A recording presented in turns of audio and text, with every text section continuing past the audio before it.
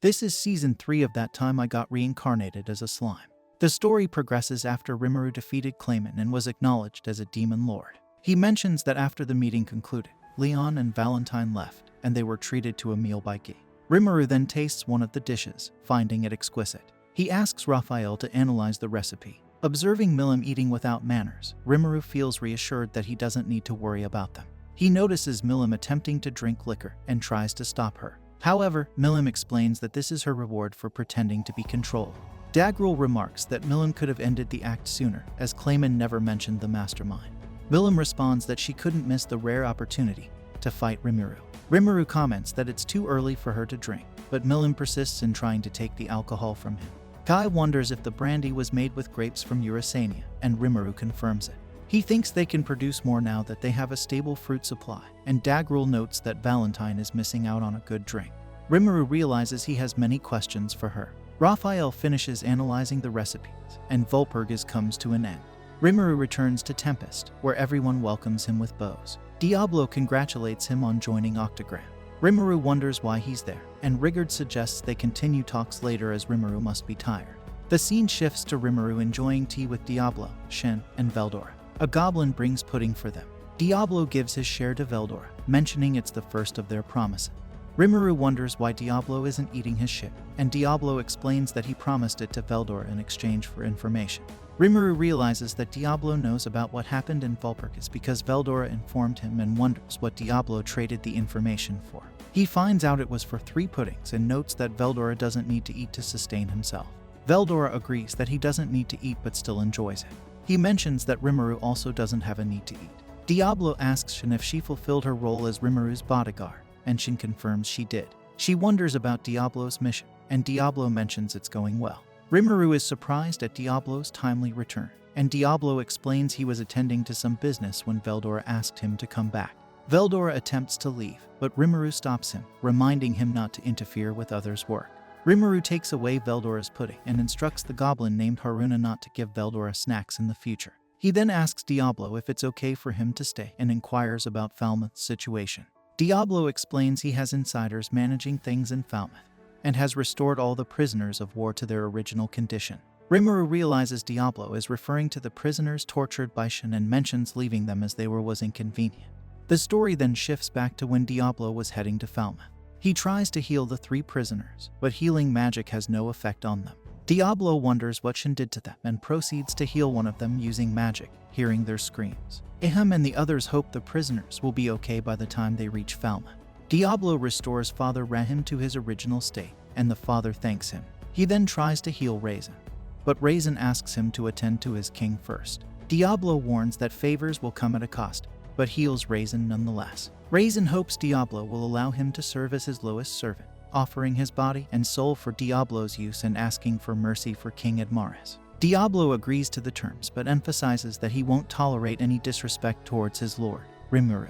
He warns that even a hint of disrespect towards Rimuru could lead to dire consequence, possibly endangering the very existence of Falmouth. Raisin and Rahim agree to Diablo's conditions, pledging their loyalty to him. Raisin reflects on his torture and expresses disbelief at the betrayal of the royal sorcerer who served Falmouth for generations. He acknowledges Raisin's decision and promises Diablo his full support as Falmouth's final king. Diablo instructs them to follow his orders, assuring them that they won't suffer under his command.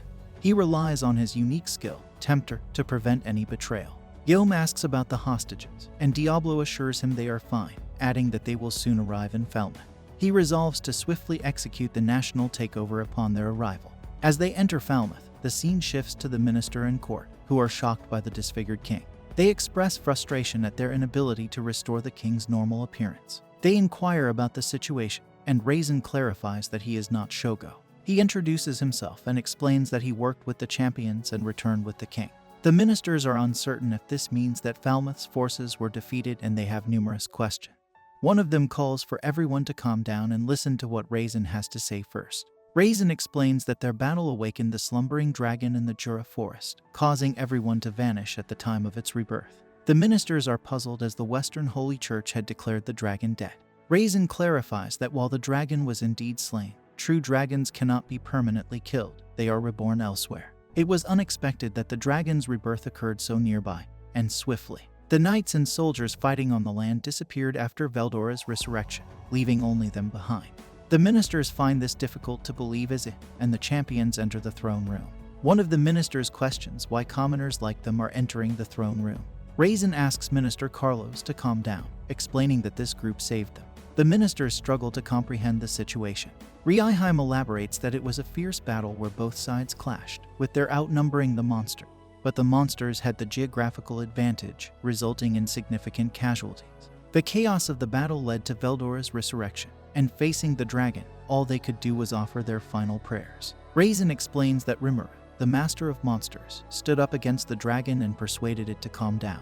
The ministers find this difficult to believe, but Raisin points out that Rimuru had the support of the dragons and collaborated with them to negotiate with Veldora. The ministers are astounded that Rimuru also has the dragons on his side, realizing that provoking him was a serious mistake if he possesses the ability to negotiate with the dragon. Yom assures them that they needn't worry because he aided Rimuru in defeating the Orc Lord, and Rimuru is actually a benevolent individual who wishes to coexist peacefully with humans. Carlos suggests that Yom should act as their representative and convey their demands to Rimuru, deciding to inform him of their demands at a later time. Yom argues that this won't work because Rimuru, despite being open-hearted, is currently furious due to their declaration of war against his nation and the loss of his comrades. Carlos angrily questions if Yom is on Rimuru's side, and Diablo, angered by his disrespect toward his master, intervenes. This startles Raisin, who urges Carlos to remain calm. But Carlos disregards his advice and asserts that a commoner like Yom has no right to speak on matters concerning the kingdom. Diablo becomes even more furious, and Raisin uses a spell to immobilize Carlos, instructing him not to speak until he comprehends the situation. He then confirms to the ministers that Yom is speaking the truth, stating that they have lost the war. King Admaris was affected by the storm dragon's magic, and they witness his condition firsthand. Having been held captive and released thanks to Yom's word as a champion, the ministers contemplate yielding to a nation of monsters, recognizing their disadvantage with the storm dragon on their side. One of them suggests accepting the offer. Diablo approves of this decision, promising to release their king as agreed. The soldiers become wary of him standing so close to the king and question his identity. Diablo introduces himself as Rimuru's butler and uses a potion to heal King Admaris. He then delivers a message from Rimuru, outlining the terms of peace talks scheduled for a week later. Rimuru offers 3 options. The king abdicates and pays reparations, they become a vassal state, or they continue the war. The ministers express concern about the short time frame for a decision, but Diablo dismisses their objections, emphasizing that Rimuru's concerns outweigh theirs. Diablo warns them not to resort to any tricks and gives them a week to respond, stating that failure to reply will be interpreted as a desire to continue the war. With that, he exits the throne room. The story returns to the present, with Diablo explaining how he applied pressure on everyone, leaving Rimuru astonished that Diablo revealed such a strategy. Diablo explains that instilling fear was the most effective approach, and Rimuru is curious about the terms proposed for the peace treaty. Diablo reveals that he requested 10,000 stellas in reparations, equivalent to 1 trillion yen. Rimuru finds this demand excessive, but Diablo assures him not to be concerned. He clarifies that Falmouth has only one viable option: abdication and payment of reparations, possibly with negotiations to reduce the amount. Diablo indicates that they will likely comply with lowering the price and shift the burden of payment onto a third party. Rimuru wonders about their next steps, and Diablo reassures him, saying he has everything planned. He assures that they'll be able to reclaim at least 1,000 stellas. Rimuru inquires about the plan afterward, and Diablo explains that once they choose the abdication option, King Admaris will take the fall for the crisis. Rimuru realizes that he's the third party Diablo mentioned earlier. Diablo predicts that without the royal guard, the king won't be able to oppose the nobles and will have to fulfill their demands, albeit superficially. Rimuru understands that without military support, the king's faction will lose to the nobles' faction, suggesting that absorbing Ihim's faction is the best strategy to maintain cooperation. In this scenario, Admaris would ally with Ihim and others. Rimuru suggests lending some forces to Yom, and Diablo anticipates that Raisin will contact him soon. Rimuru questions if this strategy will ensure victory, and Diablo assures him that the next king won't be able to form alliances with neighboring nations. He explains that Fuse and Gazelle are already leveraging their influence to pressure Falmouth's neighbors, but he's prepared to handle any opposition personally. Diablo urges Rimuru not to worry and agrees to leave everything to him. We then see that the demon lord Kazarin, Yuki, and the clowns are sad upon learning about Clayman's death. Kazarim confirms the news, stating that she can no longer sense him. Tyr becomes emotional upon hearing this, while Yuki blames himself for underestimating the demon lords. Laplace acknowledges his own responsibility in the matter, admitting that he proposed the idea without foreseeing such consequences. Tyr expresses relief that Laplace returned unharmed, considering Demon Lord Valentine's strength comparable to their president's. She wonders about the circumstances of Valentine's defeat. Laplace attributes his victory to strategic timing, noting that they fought during the new moon, weakening the vampires. He modestly credits luck and contrasts himself with Clayman, whom he considers foolish. Footman reprimands Laplace for disrespecting Clayman, but Laplace continues to jest, prompting Footman to punch him. A confrontation ensues, halted by Kazarim's intervention. Yuki urges Laplace to drop the antagonistic act, while Footman comprehends Laplace's intentions and de-escalates the situation. The group convenes for a meeting, during which Yuki highlights the losses incurred, including the base, forces, treasure, and jewels given to Clayman. Tyr expresses confusion, believing the base should remain secure. Kazarim reveals that the base granted to Clayman was swiftly overtaken overnight by a small group of Magin sent by the slimes. They deduce that the slime used a diversion on the battlefield to seize the main base. Yuki emphasizes the need to reassess their strategy, advocating patience for their world-conquering aspirations. Kazarim agrees, cautioning against impulsive actions exacerbating their situation. Footman concurs with their assessment, but Yuki expresses frustration at being passive targets. He suggests retaliating against the slime for Clayman's demise, albeit in a limited capacity. Laplace recognizes Yuki's inclination for scheming, as Yuki proposes needling the slime. The scene shifts to the Holy Empire of Loblius, where Hinata describes a society founded on absolute equality under the demon lord Luminous Valentine, their god. Reflecting on her past encounter, Hinata acknowledges her defeat only to Luminous Valentine, contrasting it with her perceptions of Shizu's approach as too lenient.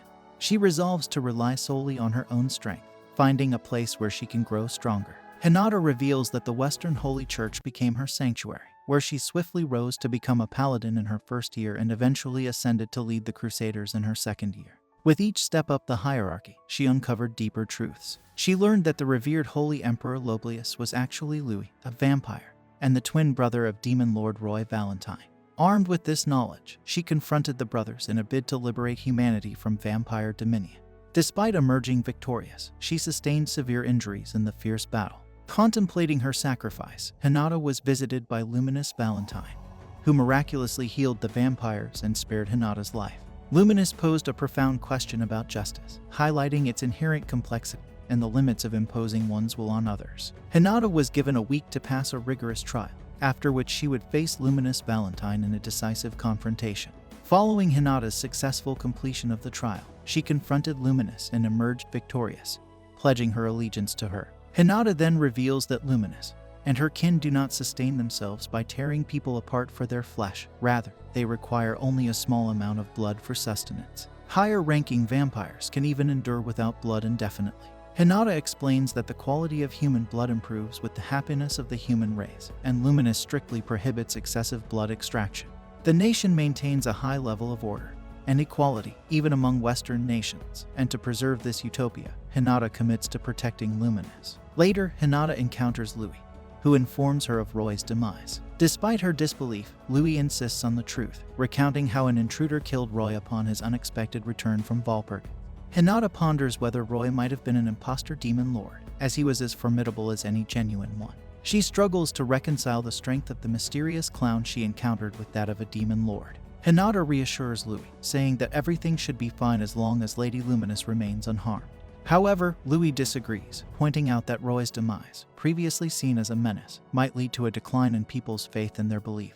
He also mentions that Veldora has been resurrected, but the stability of the Jura forest remains intact for now. Hinata attributes the forest's stability to her decision to let Rimuru escape, but Louis adds that the forces of the Falmouth Kingdom have also been wiped out. Reflecting on her actions, Hinata regrets not eliminating Rimuru when she had the chance, despite trapping him in her holy field. Louis questions if her leniency was due to Rimuru's claim of being from her world, but Hinata denies this, stating that Rimuru's objectives are at odds with Lady Luminous's goals. Hinata explains that she disregarded Rimuru's words and attempted to destroy his town to prevent any further interference. Louis suggests that Hinata's failure may have unintended benefits, as it could prompt Western nations to unite against the growing threat in the Jura forest. With Roy's demise, the monsters become a convenient common enemy for humanity to rally against in the upcoming Tema War. Hinata expresses doubts about whether things will go smoothly, suggesting that it would be ideal if the Jura forest remained stable and if monsters and humans could coexist peacefully. She brings up the Eastern merchant who provided her with information, mentioning their planned meeting from the previous night. However, she realized the merchant's ulterior motives, leading her to reconsider sparing Rimuru. Louis proposes using Tempest as a defense against the East until they are prepared, assuming Rimuru survived the Valpurgis Council. He anticipates Lady Luminous's return, noting that informing her of Roy's death will be distressing. Despite being siblings, he remarks on his lack of emotional attachment to Roy's passing, contrasting it with Lady Luminous's expected grief. Upon Lady Luminous's return, she dismisses Roy's actions as foolishness. Louis inquires about the events at Valpurgis, prompting her to reveal what occurred. Luminous provides them with all the details, expressing frustration that Veldora always obstructs her plan. She believes she could have revived Roy had he been nearby, prompting Hinata to apologize for her failure to capture the intruder. However, Luminous assures her that she merely followed orders and takes full responsibility for the situation. Louis attributes the blame to his brother's inability to meet Luminous's expectations, but she insists now is not the time for remorse. With the evil dragon's revival and the emergence of the demon lord Rimuru, they must strategize to confront both threats. Hinata offers to defeat Veldora on Luminous's behalf, but Luminous warns her of Veldora's immense power. She explains that Veldora is a natural force beyond conventional weapons or magic, capable of causing devastating shockwaves with his mere presence. Louis recalls how Night Rose Castle was reduced to rubble in the wake of Veldora's power. Hinata resolves to confront the dragon when necessary, but Luminous urges her to exercise restraint to avoid losing her. Hinata acknowledges this, reflecting on the mistake of labeling Rimuru as a monster and ignoring his words. She considers whether this was manipulated by the Eastern merchant, and ponders if they have their own informant. Seeking guidance, Hinata asks Luminous what to do about Rimuru. Luminous advises leaving him alone for the time being. However, Hinata expresses concern that the monster's expansion into cities and highways might attract the attention of the angels, potentially accelerating their invasion. Luminous warns against making enemies of Rimuru and Veldora, as it could make them the primary targets of the angels. Hinata suggests that their town's existence challenges the belief that monsters are humanity's common enemy in Luminism. Louis proposes enlisting Rimuru as an ally, perhaps as a sinister figure to serve their interests, as an evil demon lord. Luminous asserts that Rimuru's intentions of building a peaceful nation and protecting humans make it unlikely for him to become their enemy. She acknowledges that Louis's idea could have been viable if Rimuru hadn't already established contact with humans. However, their current course of action is to wait and observe. She suggests informing their followers of Veldora's return and capitalizing on Rimuru's openness to political exchange to manipulate the Western nation. Luminous seeks Hinata's approval for this plan, although Hinata expresses concern about Rimuru holding a grudge for her previous attempt on his life. Luminous reassures her, believing that Rimuru is rational enough not to antagonize them. The scene shifts to Falmouth, where Admaris proposes paying war reparations to Tempest amounting to 10,000 stellas. The nobles object to this, citing the immense financial burden it would impose. They discuss alternative strategy, including seeking support from the Western Church and the Lightspeed hero of Ingratia, Masayuki. Despite their reservations, they refuse to comply with the monster's demands. Admaris's brother encourages him not to give up easily, but Admaris insists that they are powerless against the Storm Dragon. He resigns himself to paying reparations and relinquishing the throne.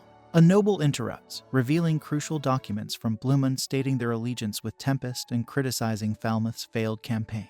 While some dismiss Blumund's influence due to its size, they worry about Dworgen, a formidable armed nation, aligning with Tempest. Suddenly, a soldier arrives with news that Rimuru has declared himself a demon lord. The nobles speculate on the reactions of other demon lords, hoping they might eliminate Veldora along with Rimuru. Another soldier reports Rimuru's victory over Demon Lord Clayman, and the affiliations of Carrion and Frey with Demon Lord Millen. The 8 current demon lords have formed a group called the Octagram. The king then informs the nobles that both Veldora and Rimuru pose threats. He emphasizes their inability to contend with these monsters and announces his decision to abdicate in favor of his brother Edward, rather than nominating his son Edgar as the king. Admaris explains that Edgar is still too young to navigate the challenges ahead. The nobles agree, and Edgar silently welcomes the prospect of becoming the next king. Subsequently, Falmouth signs an armistice with the Jura Tempest Federation, ostensibly recognizing Tempest as a nation, though this agreement is merely superficial. The scene transitions to Shuna meeting Rimuru after returning from Clayman's castle, where Rimuru inquires about Hakuro's whereabouts. Shuna informs him that Hakuro remains at the castle, attending to some duties. Rimuru realizes that Shuna is having Hakuro handle her tasks. Benimaru then updates Rimuru that he's collaborating with Jelb to investigate Clayman's castle, distribute the spoils of war, and manage the prisoners. Concerned about his presence, Rimuru questions Benimaru if it's appropriate for him to be there since he's supposed to be the commander. Benimaru explains that with the war concluded, there's no need for Rimuru to remain. He mentions having delegated his command to his capable vice commander before departing, prompting Rimuru to reflect on both siblings' tendency to pass on responsibilities. As they gather to discuss further, Rimuru mentions hearing about Gabairu's return to the battlefield. Benimaru shares about his alliance with Father Mitter, one of Malum's followers, who is assisting in the aftermath of the battle. Rimuru acknowledges the immense effort war demands, especially in managing prisoners of war, expressing hope for their cooperation. Benimaru assures Rimuru that he has addressed the prisoners, easing Rimuru's concerns. Curious about the explanation given to the prisoners, Rimuru inquires about Gabiru's return.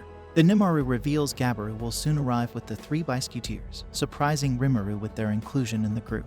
Benimaru reminds him that after Malum destroyed the capital of Urusania, they agreed to provide shelter to the displaced residents temporarily. Since they couldn't accommodate everyone, they opted to divide them. Those whose villages remained intact returned to their homes. Only those eager to acquire new skills will come to Tempest, while the lycanthropes and strong Magin will join Geld's team to revitalize Urusania's land. Reflecting on this, Rimuru recalls that Urusania is now under Malum's control, and during Valpert, he proposed relocating her capital there as they were rebuilding it from scratch. Malum approved the idea. Benimaru adds that some Magin prisoners will also accompany the lycanthropes, and he advises maintaining vigilance just in case. Hearing this, Rimuru feels pleased that his followers have become capable of making their own decisions, though he wonders if they no longer need him. A few days later, Diablo returns from Falmouth, presenting Rimuru with evidence of the peace treaty and 15 stellas as reparations. Rimuru acknowledges that the amount received exceeds their expectations, and Diablo informs him that most of it came from King Admaris's personal wealth. The royalists anticipated that, without the protection of the knights, the nobles would exploit them regardless, prompting Rimuru to speculate on the likelihood of an impending civil war. Diablo confirms the possibility, and reveals that the remaining portion of the funds is in the form of a loan, expressing skepticism about the king's commitment to the agreement. To preempt any potential betrayal, he orchestrated the king's brother's ascension to the throne instead of the prince. Raphael adds that the faction unwilling to pay the remaining reparations will likely shift the blame onto Admaris. Detailing further, Diablo explains that Admaris, after relinquishing the throne to become a viscount, will settle in a countryside village near Count Earl Niddle's domain, where him and others reside. In case of any trouble, they can seek assistance from Niddle's forces. Even if the new king attempts to isolate Admaris, Ihim would intervene, potentially sparking a civil conflict by exposing the new king's deceitfulness. Rimuru views this as an ideal strategy but cautions Diablo to remain vigilant. He emphasizes minimizing civilian harm and assures Diablo that additional funds from the Stellas are available if needed. Diablo assures him it won't be necessary, and requests permission to engage in combat, but Rimuru declines, opting instead to assign Diablo troops to work with and advise him to maintain a low profile, which Diablo agrees to. Recalling the Western Holy Church's attempt to contact Rahim and their interest in learning about the conflict with Falmouth, Rimuru deliberates on their response. He asserts the importance of not ignoring them, and Diablo suggests allowing Rahim to testify, a notion Rimuru agrees with, given the Church's desire for information, particularly with only 3 survivors from the battle. Rimuru notes the Church's monitoring of Veldora, making deceit unlikely, prompting Diablo to inquire about Rahim's testimony. Rimuru plans to encode a message into a crystal, and entrust Rahim with delivering it to observe the reaction of the Church. Gopta arrives and informs Rimuru that the prisoners of war have arrived. Rimuru observes their entry into the city alongside the lycanthropes, and Albus and Sophia express gratitude for accepting them.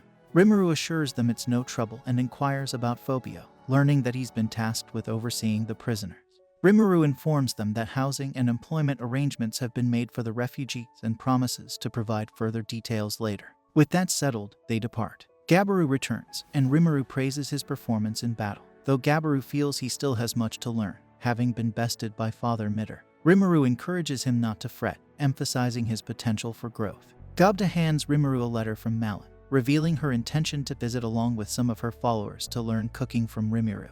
Rimuru questions if Gobta understands the significance, and Gobta explains that according to Hermie, the dragon faithful abstain from cooked food, suggesting Malam's followers lack culinary expertise.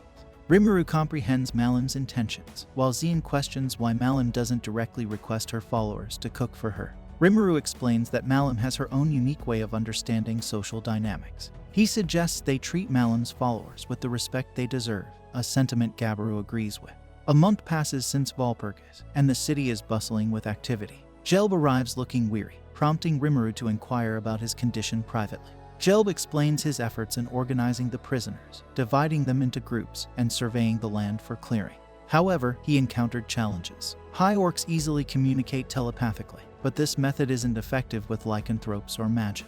Additionally, some magins resist authority, hindering productivity. Rimuru reflects on the complexities of managing and educating diverse groups. The situation reminds Rimuru of his time as an office worker. He suggests to Gelb that they go out for a drink later to unwind. The scene shifts to a bar, where Geld remarks on the challenge of ensuring everyone grows at the same pace. Trini suggests that it might seem faster if he handled everything himself, but doing so would deprive those under him of valuable experience. Geld expresses concern that at his current rate, he won't be able to assist Rimuru effectively. Rimuru reassures him, drawing parallels to his past life as an office worker. They spend the night drinking together. The next day, Rimuru accompanies Raimaru around town with Shi. Rigard informs him that merchants have started returning, as Fuse has assured them of safety. Rimuru is pleased by the news. Rigard adds that there hasn't been significant movement from other nations since Rimuru's coronation as Demon Lord. He mentions that the emperor of the sorceress dynasty of Elion, Elmesha Elru, has officially recognized their relationship with Tempest. Rimuru realizes that Elmesha is eager for the construction of the highway. Rigard notes that their allies worldwide are diligently fulfilling their duties. Rimuru ponders over who was overseeing the highway survey, leading to a scene where he convenes a meeting with the ogres. Soi reports that he hasn't encountered any hostile monsters along the projected route, and the local populace readily agreed to their plans. Rimuru instructs him to conclude the survey before Geld becomes available again, but Soi raises a concern. He explains that the Kusha Mountains, bordering Tempest, are riddled with treacherous canyons and inhabited by the Tengu. Despite the locals' warnings, Soi emphasizes that the Tengu, though friendly, are a warrior race. Even Demon Lord Frey avoided direct confrontation with them. Soi suggests seeking Frey's counsel, and Rimuru agrees to approach the Tengu, though Benimaru volunteers to go instead. Rimuru consents, acknowledging that a Demon Lord's presence might unsettle them. Reflecting on the numerous challenges ahead, Rimuru resolves to convene a meeting with everyone soon. The scene transitions to Rimuru meeting Hikuro, who reports on Clayman's territory, the puppet nation of Dastave. Hikuro explains that the land is inhabited solely by dark elves responsible for maintaining the castle grounds, showing willingness to follow orders. They revealed that Dastave was once an elven kingdom, supported by the ruins still present in the area. These elves consider themselves as caretakers of the graves. Rimuru speculates that Clayman likely gained wealth from items found in these ruins. Hakuro adds that ancient ruins are scattered worldwide and often targeted by treasure hunters, but only a few have been discovered. Rimuru instructs Hakuro to keep this information under wraps until he can inspect the ruins personally. Later, Rimuru gathers everyone for a meeting to announce his ascension to Demon Lord, which is met with joy. He shares plans to expand his rule over the entire Jura forest, anticipating no issues. Benimaru inquires if Rimuru's jurisdiction extends to the lands across the river, to which Rimuru affirms. He questions if there are any objections. Benimaru clarifies that while there are no issues, the territory beyond the river falls outside the Dryads' domain. The Dryads govern the lands they've cultivated, and the arrival of a new Demon Lord would complicate matters for those across the river. Kaijin finds this development intriguing, noting that the Demon Lords have acknowledged Rimuru's authority over the forest's resources. This implies that anyone seeking to settle in the forest must obtain Rimuru's consent. Gabiru mentions the numerous inhabitants already residing in the forest, prompting Rimuru to realize they will soon seek his approval. Shuna predicts those who fail to pay respects to Rimuru may face consequences, as being under a Demon Lord's protection carries significant weight. Rigard adds that a Demon Lord symbolizes power, citing the lizard men's eagerness to align with Rimuru. Gabiru confirms his father's intent to visit Rimuru following his ascension, having informed Shin beforehand. Rimuru questions Shin's failure to inform him, anticipating other tribes to follow suit. Deciding to capitalize on the influx of visitors, Rimuru plans to showcase their town as part of a grand campaign. He stresses the need for additional labor and proposes using the opportunity to expand their population. Rimuru suggests introducing visitors to their town's amenities, hoping some may choose to migrate.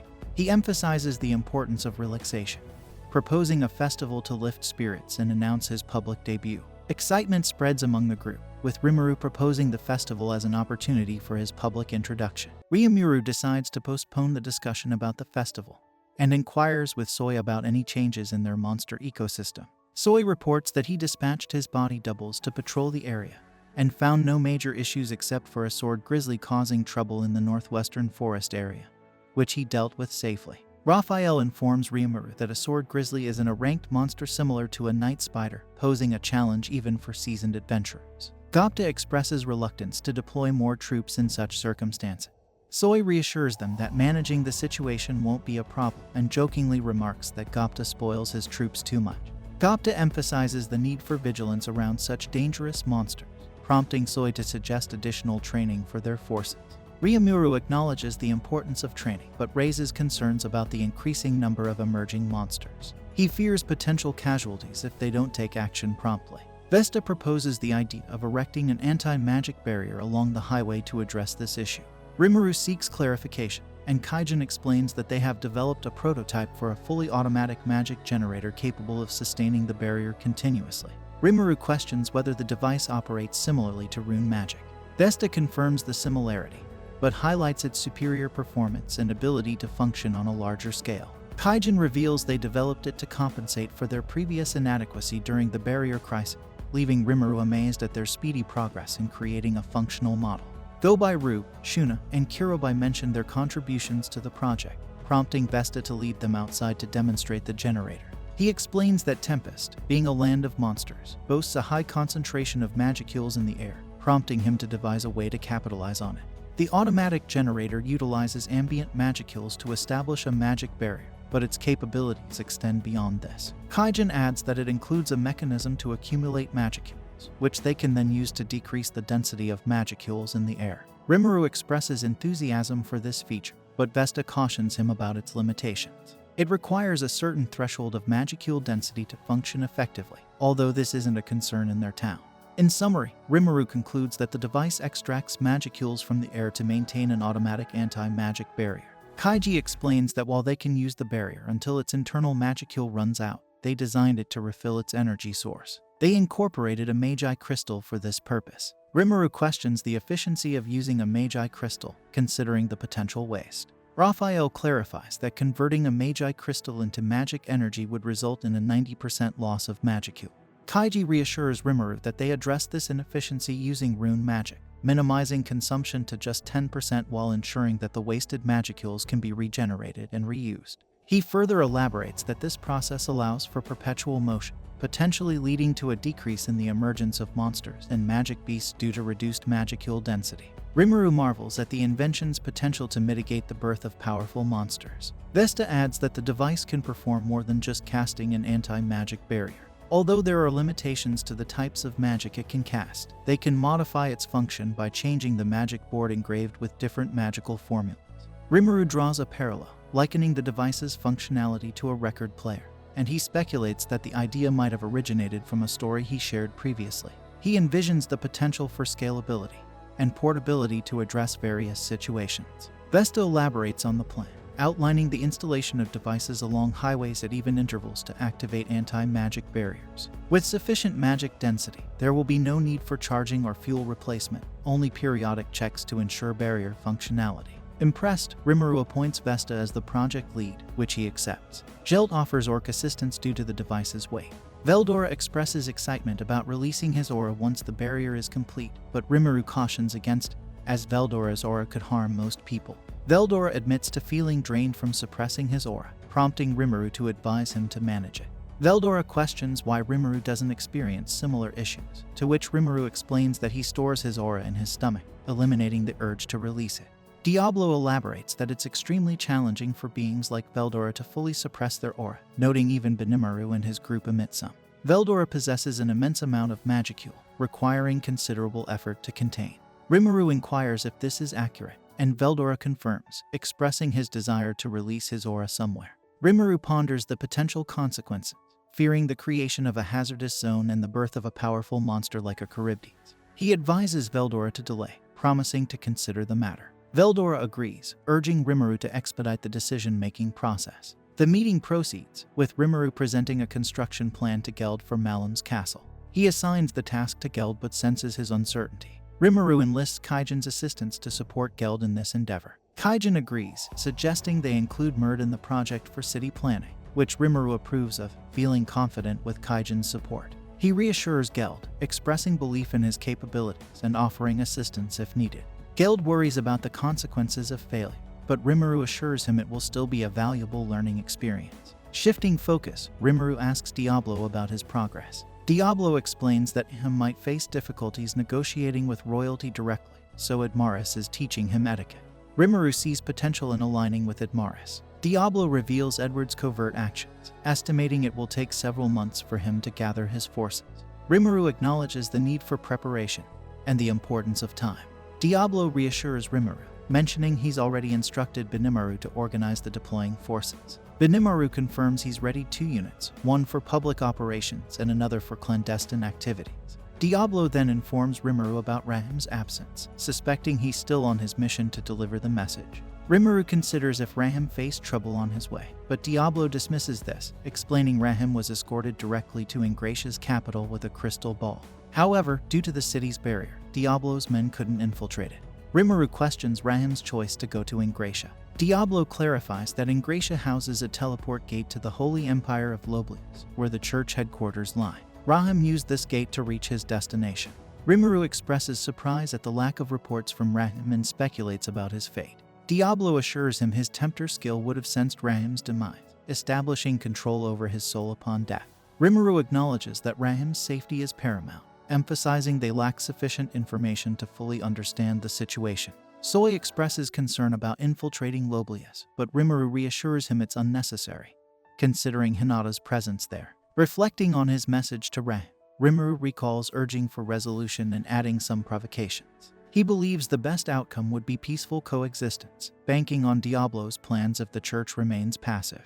Zyuna informs Rimuru about recent attacks during his confrontation with Hinata, suspecting a connection between them. Speculating on a mastermind hinted by Clayman, Rimuru stresses the need to anticipate their next moves, noting Hinata might act if this figure is involved. Detecting inconsistencies, he ponders whether Hinata acted independently or under orders. Benimaru seeks clarification, prompting Rimuru to doubt Hinata's subservience and Kaijin to support this, citing only God Luminous as her potential commander. Shunna considers whether the timing was coincidental. Rimuru suggests that Hinata might be manipulated, leading Diablo to infer Rimuru doubts the mastermind's authority over her. They speculate on the implications, with Raphael suggesting multiple motives are at play, linking the events. It suggests these events aren't orchestrated by a single entity, as unifying everything under one mastermind seems unlikely. Rimuru finds this explanation plausible, realizing Falmouth and Clayman both had reasons to oppose him, aligning with Hinata's anti-monster stance. He believes these motives converged, leading to the events. He assumes the mastermind suffered losses, and is now rebuilding forces, likely avoiding direct confrontation. Raphael agrees, suggesting the mastermind's power may not exceed Clayman's. Rimuru concludes there's no immediate threat, but Raphael warns of other players in the background. Rimuru speculates events will continue regardless of Hinata's intentions. Diablo advises against assuming Hinata's decisions are sole, given various interests involved. Rimuru suggests multiple masterminds might exist, conflicting interests causing the current situation. They agree this theory is plausible, emphasizing the danger of acting on assumptions due to lack of information. Diablo pledges to investigate further, starting with the merchant who supplied Admaris intel. Rimuru notes war often involves money, suspecting merchants seek profit behind the scenes. He tasks Diablo with identifying Falmouth-affiliated merchants and Shunna with scrutinizing Clayman's castle records. Rimuru delegates festival preparations, reinforcement selection, and security arrangements to various individuals. He assigns rigored festival preparations, Hikuro to assist Benimaru, Jelb to focus on his duties, Rigor to enhance town security, and Gabairu to aid Rigor. Unsure of Chin's task, Rimuru assigns Ranga and Chin as his bodyguards, believing this covers everything. Meanwhile, in the Holy Empire of Loblius, Hinata holds a meeting with fellow knights. Meanwhile, in the Holy Empire of Lelis, Hinata is attending a meeting with other knights. She apologizes for her tardiness, but Rukas expresses disbelief at her lateness. He brings up her failure to prevent Veldora's resurrection, and the birth of a new demon lord, questioning how she can act as if nothing has happened. Paladin Renard comments on Seri's rudeness, while Paladin Arno offers to resolve any issues with their captain. There's tension as the Rooks wonder if the Paladins are looking for a fight. Hinata intervenes to prevent further conflict and suggests that Seri could take her place, pending a test. Paladin Rita's reports on the peaceful state of the forest of Jura, noting merchant activity in the area. Paladin Fritz expresses surprise at merchants doing business with a demon lord, but Paladin Guard emphasizes the greater concern of Veldora potentially going on a rampage. Hinata suggests hearing the full report before making judgments. Rita's mentions significant growth in the land of monsters, with well-maintained highways and manageable magic hill density. There are no signs of mystic beast emergence, indicating Rimuru, the demon lord, desires coexistence with humans. Hinata inquires about Veldora, and Rita explains that access to the sealed cave was prohibited, so she couldn't confirm his presence. Fritz suggests that the news of Veldora's revival might be false, but Hinata asserts the infallibility of divine messaging. She then listens to the rest of the meeting reports. Guard concludes his report by noting the apparent peace and ingration, but he warns that if their rival, Falmouth, collapses, they might exploit the situation to expand their influence. Seri presents his report on Falmouth, revealing that King Admaris has relinquished the throne to his brother Edward. While the power transition seems smooth on the surface, Edward is busy recruiting skilled mercenaries and new soldiers. The nobles are becoming restless, indicating a potential civil war. Seri couldn't confirm Rimuru's involvement, but found that Edward was reaching out to council leaders, guild executives, merchants, and his own men. Hinata realizes that Edward is bolstering his military and likely has no intention of paying war reparations.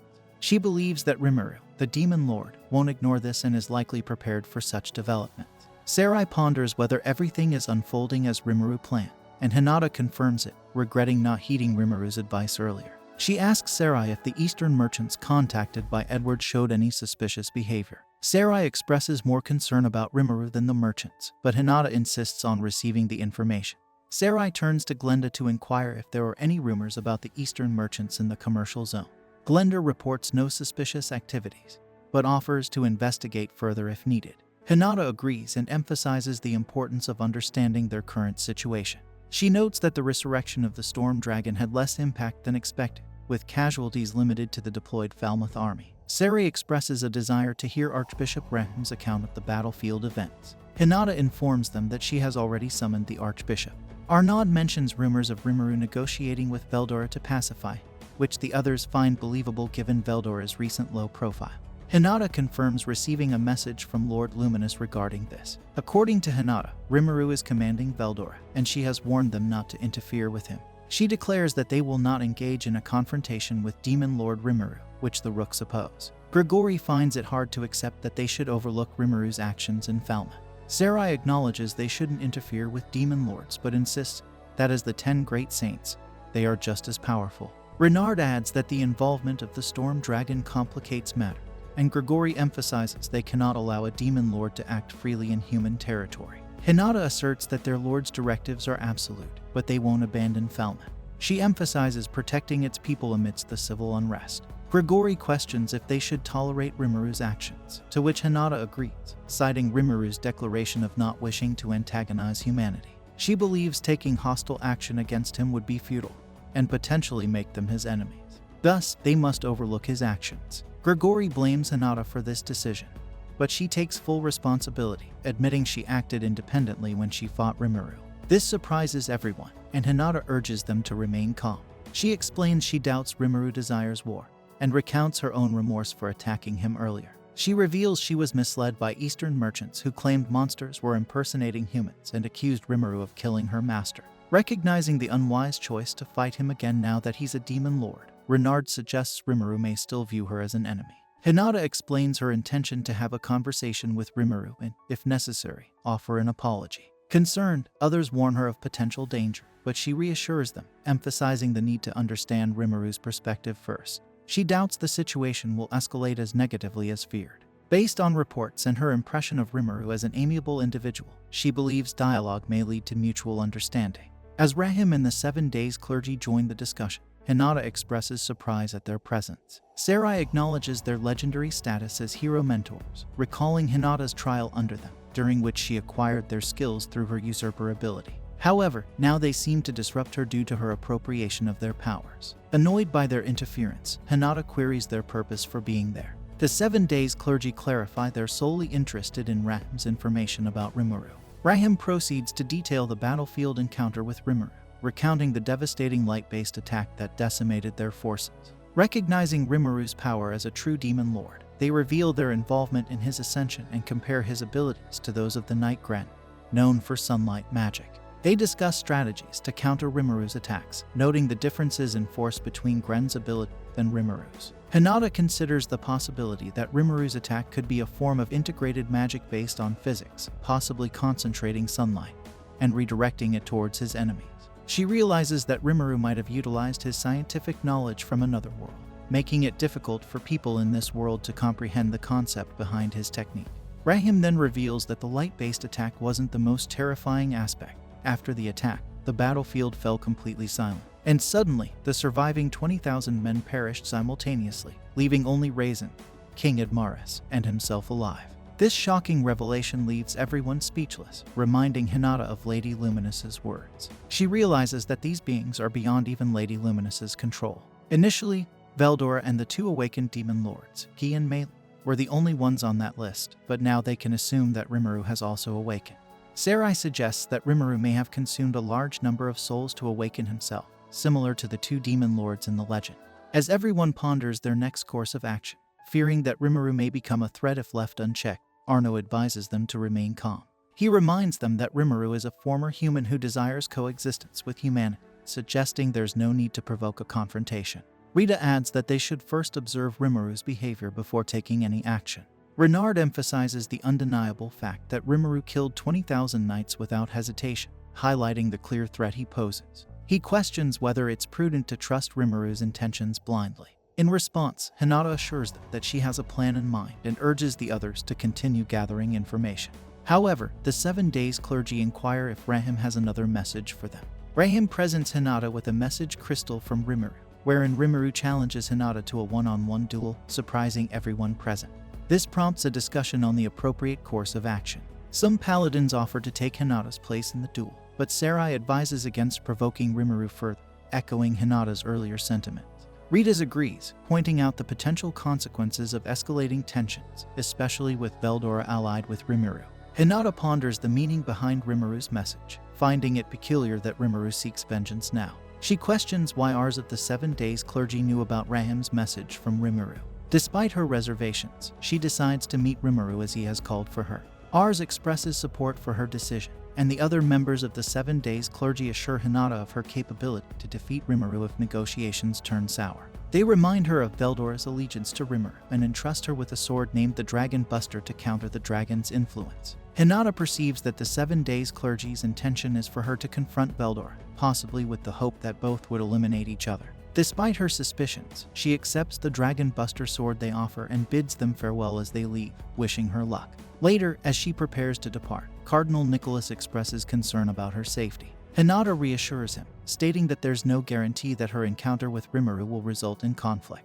Meanwhile, Rimuru learns that Hinata is approaching, accompanied by 4 paladins. Speculating on her intentions, he wonders if she plans to engage in combat, especially considering her carrying a large sword. Rimuru realizes she may be serious and questions the effectiveness of his earlier message. As Rimuru instructs Sokka to monitor the situation, Diablo informs him of Rahim's death, likely at the hands of someone else. Rimuru is incredulous at the news and learns of rumors suggesting demon involvement in Rahim's demise, leading to increased mobilization of temple knights under King Edward. Rimuru ponders the sudden escalation of events and its implications. The scene shifts to Rimuru and his forces discussing Hinata's advance towards them. Rimuru learns that Hinata and her group have evaded the surveillance of Sokka's team. Soy reports that temple knights from neighboring nations are en route to Falmouth, numbering around 30,000. Their mission is to apprehend the demon responsible for Rahim's death, believing it to be the same demon supporting it. They conclude that they can't rely on other nations or Falmouth's nobles for support due to this development. Diablo takes responsibility for sending Rahim as their envoy, and considers it his failure. Shin agrees with Diablo and proposes taking command, intending to lead an army to eliminate the royalty and nobility. Rimuru rejects this idea and reassures Diablo that everyone makes mistakes. He encourages Diablo to rectify his errors rather than dwell on them. Shuna supports Rimuru's stance, advising Diablo not to be discouraged by small mistakes. Diablo questions if Rimuru wants him to proceed with the plan, to which Rimuru affirms, and Diablo agrees. Shuna suggests seeking advice from Adelman, a former high priest of Luminism, regarding the Western Holy Church. Rimuru recalls that Adelman was the individual guarding Clayman's castle. Gabai Ru informs him that Adelman is currently stationed at the sealed cave, and Rimuru uses thought communication to summon him. Upon seeing Rimuru in person, Adelman expresses his delight and showers him with praise. Shuna reminds him of their limited time and urges him to stay focused. Adelman then reveals his past role as a cardinal at the Western Holy Church, which Rimuru acknowledges as one of the church's highest positions. Adelman explains that the Holy Empire of Loblius is a theocratic state with God Luminous as its central deity, and the Holy Emperor serves as the deity's spokesperson, although their identity remains concealed. The day-to-day affairs of the nation are managed by the papacy, with the Western Holy Church functioning as a branch under its authority. Originally, the Western Holy Church operated as a missionary organization to spread Luminism's teachings without possessing a standing army. However, the papacy established the Temple Knights to safeguard believers from monster threats, leading to tensions with other nations. To address this, the Master Rooks, a division directly controlled by the Holy Emperor, was formed to oversee the Temple Knights.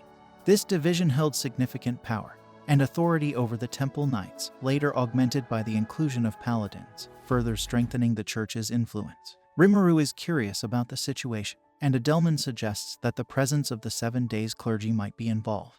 During his time, these clergy members held significant power, second only to the emperor, and their actions seemed suspicious. The church was deteriorating morally at that time, and they even set a trap for Adelman. Rimuru sympathizes with Adelman's past experience, understanding that he must have faced numerous challenges. Adelman explains that Hinata trained the paladins, who were losing their former selves, into the strongest Knight Corps. As a result, Loblius gained control over both the Master Rooks and the paladins. Adelman warns Rimuru to be cautious, mentioning that Loblius houses a group called the 10 Great Saints, enlightened individuals similar to Demon Lord Seeds, evolved through rigorous training. Among them are the 3 battle sages from the Master Rooks, and the 6 commanders from the paladin, along with Hinata, forming the 10 Great Saints. Rimuru speculates that the 4 individuals accompanying Hinata may be from the 10 Great Saints. Adelman proposes reasoning with Hinata to reconsider her faith and align with Rimuru instead. However, Rimuru declines this suggestion, asking Adelman to depart for the time being. After Adelman leaves, Rimuru decides they should formulate countermeasures with the acquired information. Veldora wonders if it's his time to take action, and Rimuru assigns him the role of their last line of defense. Excited by the idea, Veldora agrees, and Rimuru believes this arrangement will help prevent Veldora from losing control. Benimaru then outlines the assignments for Yam's reinforcements, starting with 100 fighters from Gabai Ru's team, followed by 100 members of Team Kurenai who will lead the group. Additionally, there will be 4,000 green numbers and 100 goblin riders led by Gobta, totaling 4,300 in forces. However, Gobta expresses uncertainty about joining the mission. Benimaru appoints Hakuro as the supreme commander, with assurance of his backup if needed. Rimuru instructs Ranga to accompany Gobta and the others to ensure their safety, easing Gobta's concerns. Rimuru then consults Diablo about his plan. Diablo expresses surprise at the unexpected 30,000 reinforcements, initially estimating only around 10,000 from the new king. He intends for Admaris to send a letter to Edward to question his actions, anticipating that Edward will disavow the contract, leading to Admaris's execution. This would nullify the agreement, potentially provoking a joint resistance from other nations if it escalates to military action. Diablo reveals that Admaris is currently in Nidalunderyome's protection, with a force of 5,000 troops. The original plan was to teleport their 4,300 forces there at once, but against 30,000 troops, it seems insufficient. Rimuru considers the option of abandoning the plan to avoid war by forgiving the remaining debt. However, Kayan advises against it, fearing it would make Rimuru appear weak. Diablo insists on proceeding with the plan, assuring Rimuru that innocent casualties won't be an issue. Rimuru inquires about Diablo's plans. Diablo explains he aims to uncover the culprit behind framing him and may find an associate among the 30,000 troops. He intends to conduct gentle interrogations. Benimaru assures that Diablo's direct involvement will alleviate concerns. He asks Hakuro if he can subdue the new king's soldiers without fatalities, which Hakuro confirms. Benimaru then finalizes attack strategy, inadvertently excluding Rimuru from the planning. Rimuru offers well wishes to the team and shifts focus to strategizing against Hinata and her group. Soy delivers an urgent report from Hokusu, revealing 100 mounted knights from Ingratiate are en route, likely to rendezvous with Hinata. Soy estimates a 2-week arrival time for Hinata, with the accompanying knights to follow suit. Rimuru deliberates handling Hinata alone, but ponders how to address the remaining 4 knights. Veldora facetiously suggests obliterating them with his dragon's breath, but Rimuru rebuffs the idea, emphasizing Veldora's crucial defensive role. Rimuru speculates Hinata's intentions may involve dialogue, a notion supported by Raphael. Rimuru considers the possibility of resolving matters through dialogue if Hinata's intentions are peaceful, recalling Shizu's concerns about her. He expresses his reluctance to resort to violence without understanding their motive, instructing everyone to avoid killing the paladins. Shin comprehends Rimuru's strategy of holding back the other paladins while he confronts Hinata, proposing that her Team Reborn handle this task with their 100 members. However, Rimuru deems Team Reborn's strength insufficient for the challenge, given their C rank. Benimaru suggests that Team Reborn's unique abilities, such as complete memory and self-regeneration, could deceive the paladins, making them suitable for stalling tactics. He offers to dispatch Team Kurenai to support them if needed. Rimuru is introduced to Gabwa, the leader of Team Kurenai, who expresses her readiness to take on the task. Rimuru entrusts Gabwa and Shin with the responsibility. Now, Rimuru focuses on dealing with the 4 individuals accompanying Hinata, contemplating who among the remaining forces can face the same. He considers Benimaru, Shin, and Soy as viable candidates for this task. Raphael suggests the presence of potential high-level fighters among the paladins, prompting Rimuru to inquire about any formidable fighters among them. Soy confirms that all the paladins are at least a rank, but none of them particularly stand out. Rimuru believes that stronger individuals are adept at concealing their presence, and instructs Shin to keep an eye on the paladins. Benimaru suggests that he and Soy handle 2 of Hinata's companions each, while Shunna, Rigor, and Rigard express their desire to assist. However, Rimuru deems it too risky for them to participate. Albize and Sophia enter the room, offering to join the fight as a way to repay Rimuru, with the added incentive of Lord Carrion urging them to act. Benimaru supports their inclusion, and Rimuru agrees. He emphasizes that protecting their allies' lives is paramount, and urges everyone to act swiftly if they feel threatened, expressing hope that they all emerge unscathed as usual. Meanwhile, in another location, Glenda updates the group on the progress of their plan, noting Hinata's continued ignorance of their actions. Granville informs Damrata that their deception has been exposed, but Damrata brushes it off, confident in their gains. Trusting Granville, Damrata acknowledges their shared objective of eliminating Hinata. However, he highlights the Western Holy Church as their next challenge, given the taming of the evil dragon by Rimuru. Granville questions whether the group of 5 is significant enough to concern Rimuru, but Damrata emphasizes their collective intelligence and alignment with their interests. He proposes collaboration after the Empire conquers the West to control its economy. Granville, however, opposes the idea, prompting Damrata to question his stance. Glenda threatens Damrata with a gun, but Granville intervenes, preferring not to upset the balance of power in Falmouth. Afterwards, Rimuru wonders what Hinata will do next. Meanwhile, we see Hinata and her group camping at night. While everyone else sleeps, Hinata keeps guard, remembering when she realized the other paladins were following her. When they caught up, she asked why they were there since she was just going to talk to Rimuru. Arno replied that no one would believe that given how well armed she was. Fritz pointed out that Rimuru never said she had to come alone. Hinata wondered if they realized they were dealing with a demon lord. She reminded them that she was the one who angered Rimuru, making it her problem. She told them to go back, but they ignored her. Arnaud explained that the others wanted to join, but since they couldn't all leave, they left behind Renard and drew lots to decide who would accompany her. Hinata thought to herself that they were a bunch of fools, but she wasn't really mad they followed her. The scene then shifts to Hinata's group in the Kingdom of Blumen. They notice the kingdom has advanced significantly, with fine weapons made from monster materials and fashion on par with Ingratia. Fritz wondered if this was due to Tempest's influence, and Hinata agreed it likely was. Rita couldn't believe they had so much prosperity from doing business with a demon lord, and they noticed how happy the average citizens seemed. Bacchus then mentioned he was getting hungry, and they stumbled upon a weird-looking restaurant. Hinata notices it's a ramen shop and heads inside quickly. They order some tonkatsu ramen, and the other paladins ask what kind of food it is. Hinata tastes the ramen and finds it amazing. She wonders how they managed to replicate the flavors so well. Seeing her enjoyment, the others try it too. They all love the ramen, realizing they've never tasted anything like it before. Hinata suspects Rimuru is involved. The waitress then brings them some gyoza. Hinata quickly eats one, burning her tongue. The others are surprised that the captain of the paladins can't handle hot food. They think it must be something else, but soon realize Hinata really has a sensitive tongue. The others try the gyoza and also find it delicious. They are not satisfied even after finishing the entire plate and try to order more. The waitress tells them they are out of stock, mentioning it's a new product directly from the Demon Lord with limited supply. Hinata thinks she must have been taught to advertise it this way. After paying their bill, they leave the shop. As they travel towards the great forest of Jura, they note that the path, supposed to be treacherous, has been so smooth it's boring. The road is as neatly paved as the ones in Ingratia's capital, and Rita mentions she can't even sense any monsters around.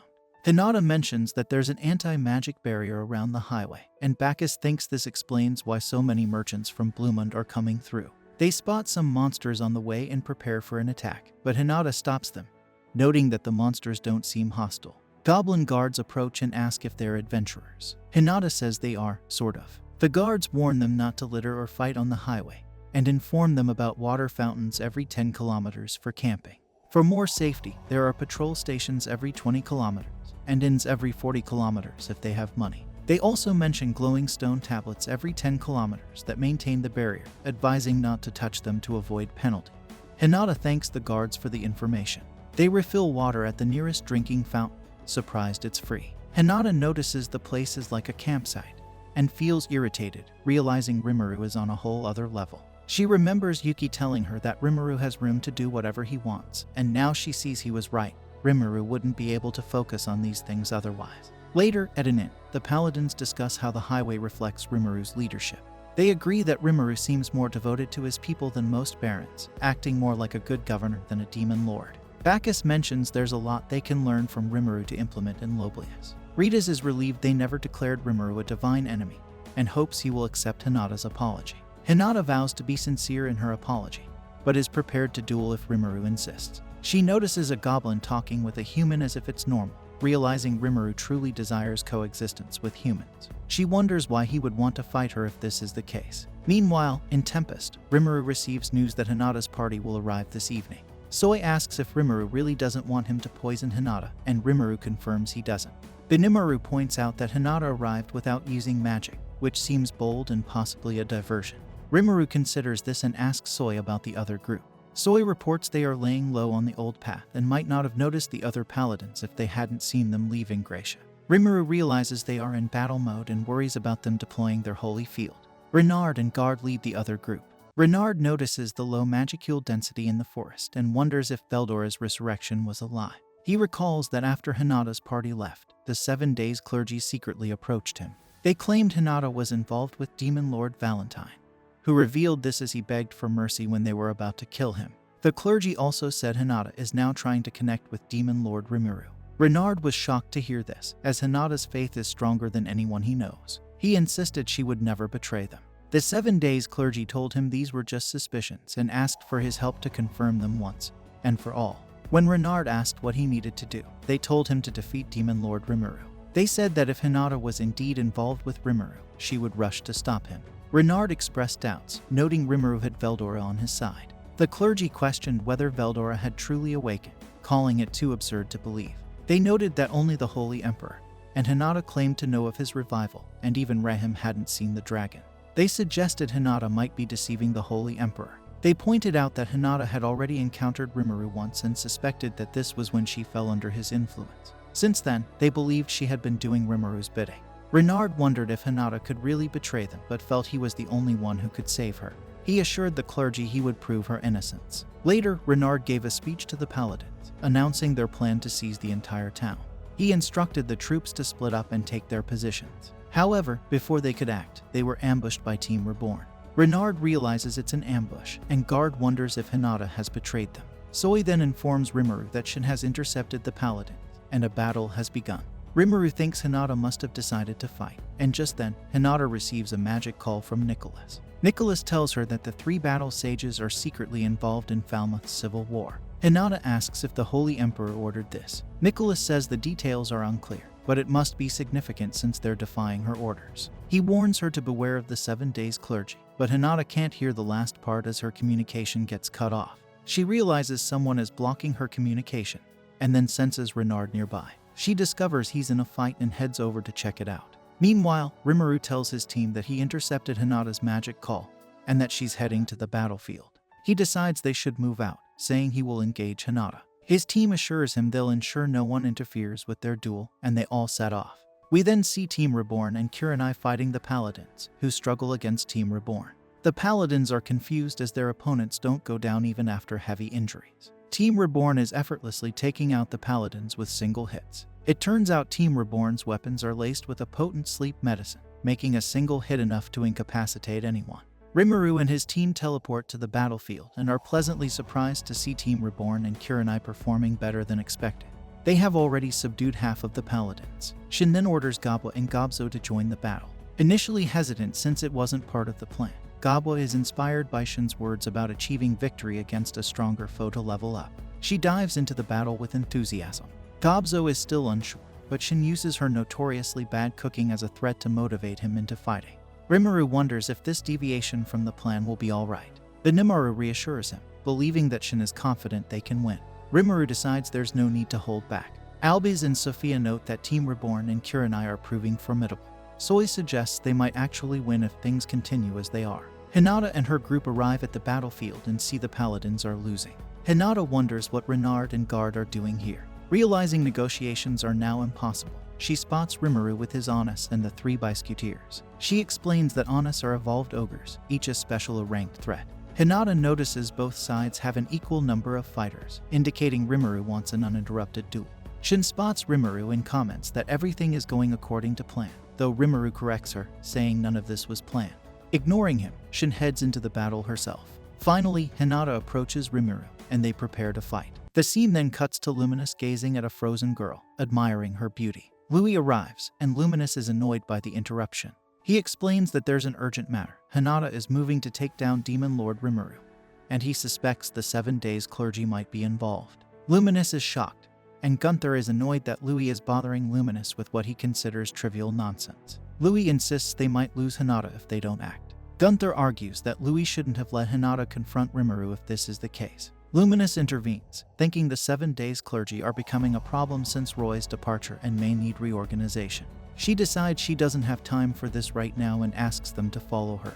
Before leaving, she tells the frozen girl to wait for her. The scene shifts to the Jura forest, where Shin joins the battle. Renard and Guard are amazed by her power, realizing she is no pushover. Renard is shocked that a mere follower of Rimuru exudes such a strong aura. Shin introduces herself as Rimuru's top secretary, and declares they can either surrender or face death as per Rimuru's orders. She implies they should be smart enough to understand the gravity of her words. Renard responds that they understand but have no intention of surrendering. The Paladins then erect a holy field around them. Noticing this, Rimuru comments that they seem to favor this barrier spell. He tells Hinata that since she initiated military action in his territory, he considers her hostile. He adds that he won't let her strike first. Hinata acknowledges his position but claims she doesn't know why Renard and the others disobeyed her orders. Rimuru is skeptical and accuses her of killing Rahim to frame them. Hinata is shocked to hear that Rahim is dead and begins to understand the situation. Rimuru asks if she received his message, and she confirms she did. He questions if this attack is her response, but Hinata insists it's unrelated. She admits that Rimuru probably won't listen to her now. Rimuru says he might listen, but only if she stops her forces and sends them back. Arno, worried about Hinata, wonders what will happen to her if they withdraw, pointing out that there's no guarantee Rimuru won't harm her since he called her here. Benimaru steps in, asserting that only Rimuru and Hinata should be speaking. He tells Arno to stay back since he wasn't called. Arno attempts to attack Benimaru, but Benimaru blocks it effortlessly. Arno claims he wasn't trying to disrupt Hinata's negotiations, just testing Benimaru's reactions. Benimaru replies that he also prefers not to interfere, and suggests they continue elsewhere. As the other paladins try to intervene, the Biscuiteers step in, promising to entertain the paladins and inviting them to show the strength of the 10 great saints. Bacchus and Fritz step away to engage them, and Soi tells Ritus they should join the fray as well. Hinata and Rimuru prepare to fight. Meanwhile, Renard speculates that Shin must be an Oni, noting that if so, she could be as powerful as a regional god with the potential to become a demon lord. Shin corrects him, explaining that while the others are honest, she took a different path in her evolution and became a wicked Oni. She warns them not to expect her to play nice. Renard dismisses her as a blasphemous monster and vows to purify her. The paladins attack Shin with their holy cannon, but she uses her sword to deflect their spells like a home run. Renard is shocked, knowing that the holy cannon is designed to disassemble magic particles and should be a fatal attack against monsters. He can't believe Shin didn't even try to dodge it. Shin then asks the paladins if this is their answer to her earlier question. Rimuru and Hinata clash swords, with Hinata surprised by how much Rimuru has improved in such a short time. She realizes she can't use her usurper skill on him, indicating he's on the same level as Lady Luminous. This revelation dampens her desire to fight, but she knows she can't back down. She discards her sword and casts a spell, leaving Rimuru wondering what she's doing. Raphael informs him that she is materializing holy elemental power and projecting it onto anti-monster equipment with a holy alignment. Hinata now dons armor and wields a different sword. She recalls Rimuru asking if she received his message, understanding that he wants to settle their feud with a duel. Rimuru observes that Hinata's new sword is unlike any he has seen before, and Raphael confirms it is a legendary level weapon. Noticing Hinata's flawless defenses, Rimuru regrets not having Kurobe finish reforging his personal katana sooner. He then infuses his sword with dark flames, and they cross blades again. Meanwhile, Shin tells the paladins to surrender while she's still being nice. Guard warns her not to think she has the upper hand just because she blocked their attacks once. Shin then lowers her sword and mentions that Rimuru has ordered her to avoid killing the paladins as much as possible. She promises not to harm them if they surrender now and even offers to let them try her famous cuisine. Renard insists that paladins don't negotiate with monsters. Shin says she prefers to avoid killing them and wants to prove her strength to make them submit. She tries to make an offer, but Guard interrupts, and she blasts his ear with a precise attack. Guard, now angry but impressed by her accuracy, listens as Renard asks Shin to state her offer. Shin proposes they hit her with their most powerful attack. If she's still standing, they must surrender. Renard, considering her words, wonders if she truly doesn't want to kill them. Guard agrees to the challenge and instructs the other paladins to channel all their elemental power to him, asking Renard to stabilize it. Renard agrees to the plan. Guard then concentrates the combined power of the paladins and attacks Shin, but she easily slices through it using her Master Chef skill. She tells them to surrender, and Renard admits they are completely outmatched. However, Guard refuses to give up, claiming that as long as the holy field is in place, Shin is helpless. He says it's now a battle of endurance. Shin warns she will have to kill them if they don't admit defeat. Renard tries to stop Guard, recognizing Shin's overwhelming power, but Guard insists that a paladin never accepts defeat. Renard notices something seems off about Guard, thinking he can be short-tempered but never this irrational. Shin then destroys the holy field with her sword, surprising the paladins. Guard wonders how a monster could break the holy barrier. Shin explains that it was just a special barrier modifying the laws of matter, and was no match for her Master Chef skill. She reveals her ability to forcefully achieve desired outcomes. Renard and Guard surrender, hoping Shin will treat their men fairly. Shin assures them that Rimuru is kind and was hoping to resolve things through dialogue with their leader. Renard notices Rimuru and Hinata fighting and realizes the doubts of the 7 days clergy were unfounded.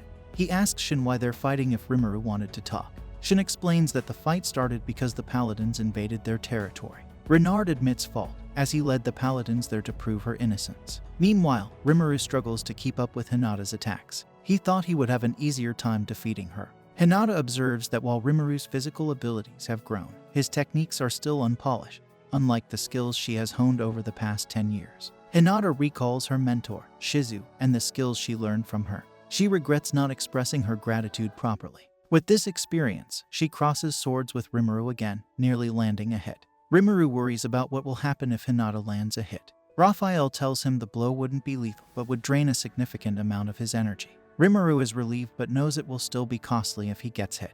Raphael explains that Hinata's sword emits a special wavelength that can penetrate Rimuru's multi-layered barrier by overriding the laws of matter. Rimuru realizes the danger and prepares for another attack from Hinata. He considers waiting for her to tire out, as he won't get exhausted no matter how long they fight. However, Hinata starts moving faster, and some of her attacks begin to get through. Raphael warns that Rimuru is being lured into her planned attack zone. Rimuru asks Raphael for a solution, and Raphael learns a new ability called Predict Future Attack. With this ability, Rimuru can see Hinata's attacks before she makes them, identifying which ones are feints and only deflecting the real threats. Rimuru feels confident he can win now, and Hinata notices his changed fighting style. She realizes he's predicting her moves more accurately than her compute prediction skill. Seeing that the other paladins have finished their battles, she suggests ending their fight with the next strike, warning him that her move will be dangerous. She asks if he's willing to accept it. Raphael informs Rimuru that Hinata has no desire to kill him. Rimuru, confused, realizes something has felt off from the start but doesn't have time to dwell on it. He asks Hinata if he will win if he withstands her next attack and makes her promise not to interfere with his nation afterward. She agrees, revealing that she only accepted the duel because she thought he requested it. Rimuru is surprised to hear this and puzzled by the misunderstanding. Hinata tells Rimuru that this is what he said in his message. Rimuru recalls that he mentioned wanting to talk things out but also said he'd face her if she didn't like that idea. He suggested settling things between them if she preferred, but his main goal was a verbal discussion. He insists he never proposed a duel. Hinata readies her attack, explaining that it's usually a guaranteed kill. She strikes, and Raphael informs Rimuru that the attack is unblockable and unavoidable. Raphael suggests sacrificing the Beelzebub skill to negate the attack. Rimuru agrees and withstands the blow, remaining standing. The paladins are shocked, but Rimuru's followers expected this outcome. However, Rimuru then collapses. Hinata remarks that Rimuru must have taken the attack on purpose. Rimuru, confused, thinks no one would willingly endure such an attack but then notices Raphael acting oddly and realizes it was Raphael's doing. Hinata admits defeat, and Raphael detects thought interference from the sword Hinata dropped earlier. Hinata realizes the 7 days clergy are behind this. The sword moves to attack Rimuru, but Hinata protects him. The scene then shifts to Nidalmegam Earldom and Falmouth. Damrata comments that this place will soon become the center of conflict. He explains that Edward will accuse him and Admaris of embezzling funds meant for Demon Lord Rimuru, claiming the upper class is outraged. This accusation will lead to Admaris's downfall. Edward will then deploy his troops, but Ihem and Admaris will deny these false accusations. Ihem has received reinforcements from Rimuru, making war inevitable. Damrata thinks Demon Lord Rimuru is too naive for not abandoning it, and by now, Hinata should have realized that he lied to her. Damrata had hoped to eliminate Hinata here, but now thinks it might be wiser to retreat. He notes that his mission wasn't a complete failure, but he still has unfinished business. His maid understands he is talking about avenging Rahim's death, and she comments that the 5 elders are demanding a lot from him. Damrata mentions that he has heard Majin Rizin is serving a powerful demon. If this demon can defeat Rizin, it might be more than just an ordinary archdemon. He believes there's nothing they can do if this is true, so he decides they will leave the nation after assigning an observer to stay behind. The maid asks what they should do with the demon hunters they brought from home. Damrata suggests leaving them as a gift for the new king. He plans to make the demon problem Edward's responsibility, and thinks of leaving another present for the new king.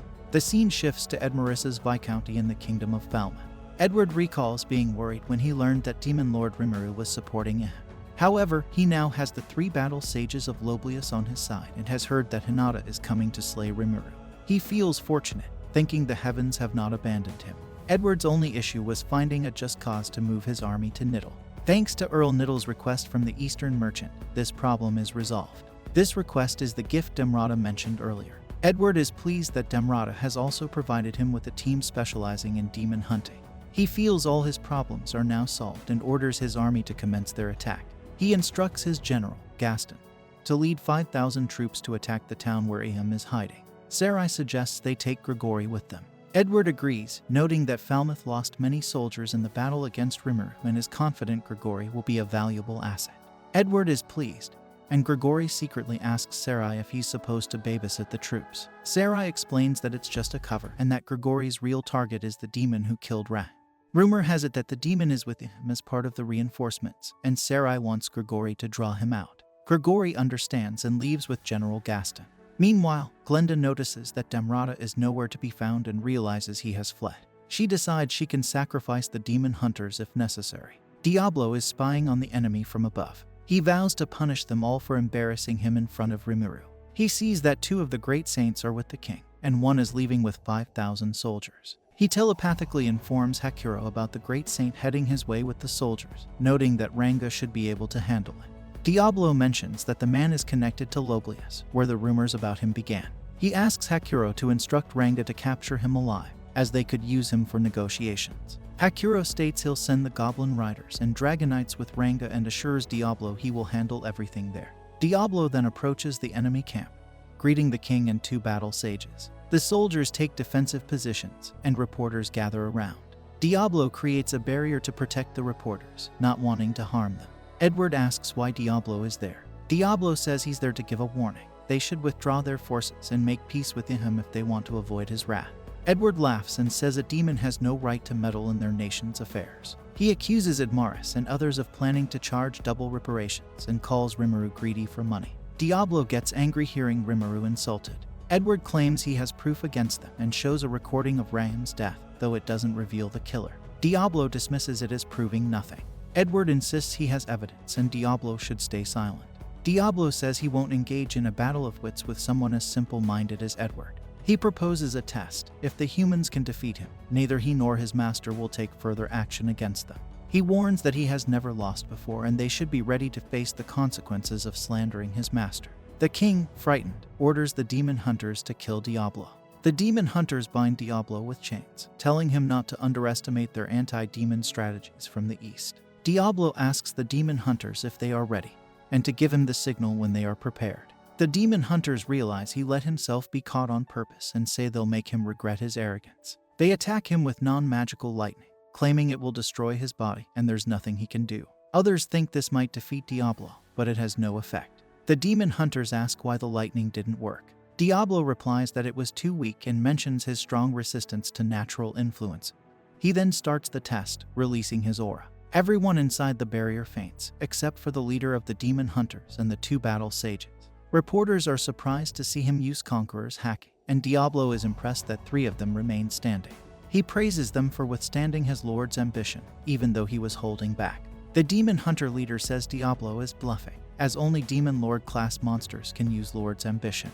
He insists it's impossible for an archdemon to become a demon lord. Diablo explains that demons can evolve to the next stage under the right conditions, even if they have a limit to their energy. He mentions the demon lord called Red and says demons need to live for 2,000 years and build their strength to maximum to evolve. He also mentions White, a figure the demon hunters should know about from the east. Realizing who Diablo is, the demon hunter leader becomes terrified, understanding he cannot win.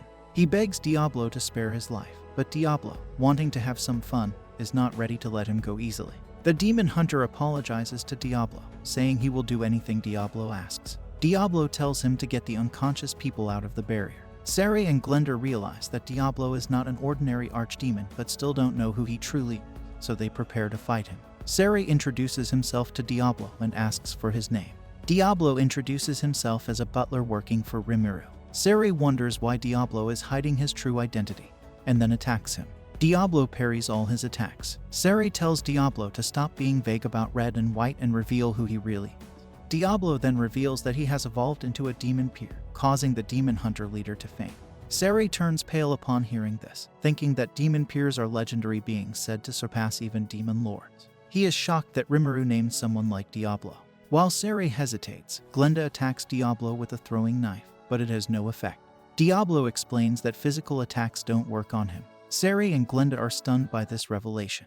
Sari asks Glenda to fight Diablo with him, but he notices that she is running away. Sari thinks he has no choice but to buy time until Grigori returns. Meanwhile, Ranga has engaged Grigori's forces. Grigori and his soldiers see Ranga flying, and they have no way to counter this. The general asks Grigori for orders, but before Grigori can respond, Ranga wipes out the entire army single-handedly, and then faces Grigori. The Goblin Riders and the Dragonates are on their way to the battle and think there won't be anything left for them to do at this rate.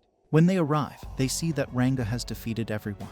Ranga is playing with Grigori like a ball, and Gobda stops him from accidentally killing Grigori. Ranga says this human seems to want to play more, but Gobda tells him that Rimuru will scold him if he doesn't stop, so Ranga stops immediately. Sokka then tells Gaston to retreat his forces, assuring them they won't be chased. The soldiers run away faster than Saitama going to assail. Back at the fight, Sari continues, hoping Grigori will arrive any minute. Diablo asks him to show more of his skills. Sari uses an aura-imbued attack, but Diablo disassembles the aura on the blade before it can hit him. Sari tries the same attack a few more times, but Diablo parries all of them. Sari realizes that Diablo can kill him at any time, but is choosing not to, indicating he has no intention of killing him. Sari thinks there's no reason for someone as strong as Diablo to go out of his way to kill Rahim and concludes that Diablo isn't the one who did it. He remembers Hinata saying they shouldn't interfere, but the Archbishop was killed right after she left, as if someone timed it perfectly. Sari figures out who was behind it all when 3 of the 7 days clergy arrive. They say they'll deal with the demon using their magic. Diablo understands they're here to clean up evidence. The clergy then attack the reporters, and the scene shifts to Tempest. Hinata tries to heal herself, but her healing magic doesn't work. Rimuru uses a full potion on her, but it also has no effect. Raphael explains that Hinata has high magic resistance, causing her body to disassemble and neutralize magic. Arno says only holy magic works on Hinata, so Rita's tries to heal her with holy magic. But 2 of the 7 days clergy arrive, binding Rita's and the other paladins, announcing they're there to punish Hinata for disobeying orders. Rimuru thinks that these must be the guys Adelman mentioned and tells them not to get in his way. He states that he and Hinata have already settled their differences, and he won't let her die. The 7 days clergy respond, saying they can't allow this because Hinata has ignored the will of their Lord Luminous, and they can't let this go unpunished. Renard tells them to stop pretending, revealing that he knows they tricked him and had planned to eliminate Hinata from the beginning. At this moment, Guard stabs Renard, accusing him of conspiring with the rebel Hinata and deceiving everyone. Bacchus and Fritz are left bewildered, trying to grasp what's happening. Raphael then informs Rimuru that Guard's wavelength is similar to the one that interfered with the sword earlier. Rimuru instructs Shin to strip off Guard's cover, suspecting he might be one of the 7 days clergy. As Guard removes his disguise, Rimuru's suspicion is confirmed. The 7 days clergy caution Rimuru against using violence, warning it could lead to war. Rimuru asserts that in his nation, they perform body checks on suspicious visitors. At this moment, Diablo contacts Rimuru telepathically, informing him that he has just discovered the 7 days clergy were responsible for killing Ran. He mentions that he is currently confronting 3 of them and asks for instructions. Rimuru inquires if there is proof they are the real killers. Diablo confirms, mentioning that journalists from around the world are eyewitnesses. Rimuru then gives Diablo permission to eliminate them. Rimuru orders Benimaru and Soi to work with Shin and capture the 7 days clergy, instructing them to take any necessary measures if the clergy resist. The 7 days clergy question if Rimuru is prepared to start an all-out war against them. Rimuru asserts that the 7 days clergy shouldn't speak of starting war since they were the ones who killed Archbishop Rahim and tampered with his message of peace. He points out that trying to frame his butler was a mistake, as their cover has now been blown. The paladins are stunned to learn that the 7 days clergy were behind everything.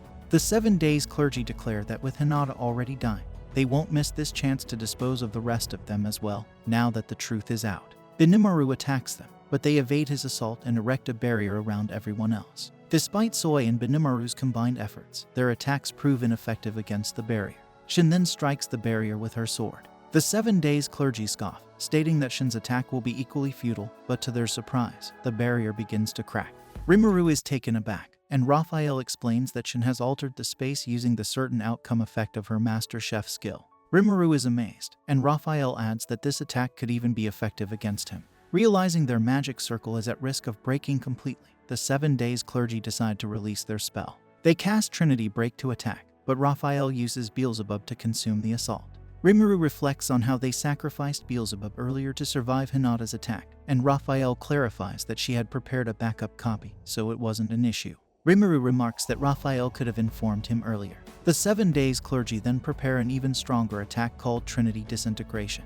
Rimuru observes that Beelzebub won't be effective against this attack, and Raphael suggests using the ultimate skill Uriel's Absolute Defense instead. Rimuru recalls that Uriel's Absolute Defense is the skill he obtained while consolidating his ability, and wonders why they didn't use it to defend against Hinata's attack. He activates this ability, and mentally notes that he will discuss this oversight with Raphael later. After the attack, the 7 days clergy assume Rimuru must be dead, but when the dust settles, they are shocked to find him unharmed. The clergy are incredulous, believing no creature could survive disintegration. Rimuru declares that it's now their turn to attack. He and the Honest prepare for battle, and the 7 days clergy claim they are the guardians of humanity, and that the followers of Lord Luminous will not stay silent about this. They announce their intention to retreat, warning that Lord Luminous's wrath will eventually burn them to ashes. As they try to escape, a gate appears behind them, and outstep Luminous and Louis. The 7 days clergy bow to Luminous, who acknowledges the trouble she has caused Rimuru. Rimuru is astonished to realize that Demon Lord Valentine is actually God Luminous. The scene shifts to Falmouth, where Diablo has successfully protected everyone from the 7 days clergy's attack. The clergy are surprised at his defense and threaten to unleash their sacred power. Diablo informs everyone that it's evident the 7 days clergy intended to kill them from the start, but reassures them that he will protect them. The reporters ask Diablo what he wants in return, and he states he seeks only one thing, for them to spread the truth about the killing of the Archbishop. The reporters eagerly agree, promising to write about how Diablo saved them and asking him to continue protecting them. Diablo then promises to save everyone except for the king. The king, bewildered, asks what he has done to deserve this. Diablo explains that the king mocked the great Rimuru, a crime worthy of 1,000 deaths. Desperate, Edward begs Diablo to save him as well, offering him everything he can: money, power, and even the throne itself. Diablo, considering that Yam the champion is currently guarding Admaris, muses that Yam is the most qualified to lead Falmouth. He asks Edward for his opinion, and Edward, fearful, agrees with him. Edward then announces to the reporters that he wishes to name Yam as his successor, instructing them to write about this as well. The reporters, seeing this as their only way to be saved, praise Yam as the champion king. Diablo, satisfied that his plan is succeeding, turns his attention to dealing with the 7 days clergy. The clergy attempt to use Trinity Break on Diablo, but he declares that he will make them taste despair and activates his skill, Despair Times. The 7 days clergy find themselves in a world of emptiness, bewildered by the disappearance of their spell. Diablo tells them to reflect upon their foolishness in the deepest part of the abyss, and then crushes them. He thinks about reporting this to Rimuru, and the scene shifts to Tempest. Louis introduces himself as the Holy Emperor, and Luminous as their god, surprising the paladins. Rimuru wonders why a demon lord is acting as a god, and Raphael explains that Luminous has the power to create an environment conducive to ruling humans. Luminous then mentions that she had instructed Hinata to restrain herself and proceeds to cast resurrection magic on her. Rimuru wonders how a demon lord can use holy magic but decides now is not the time for question.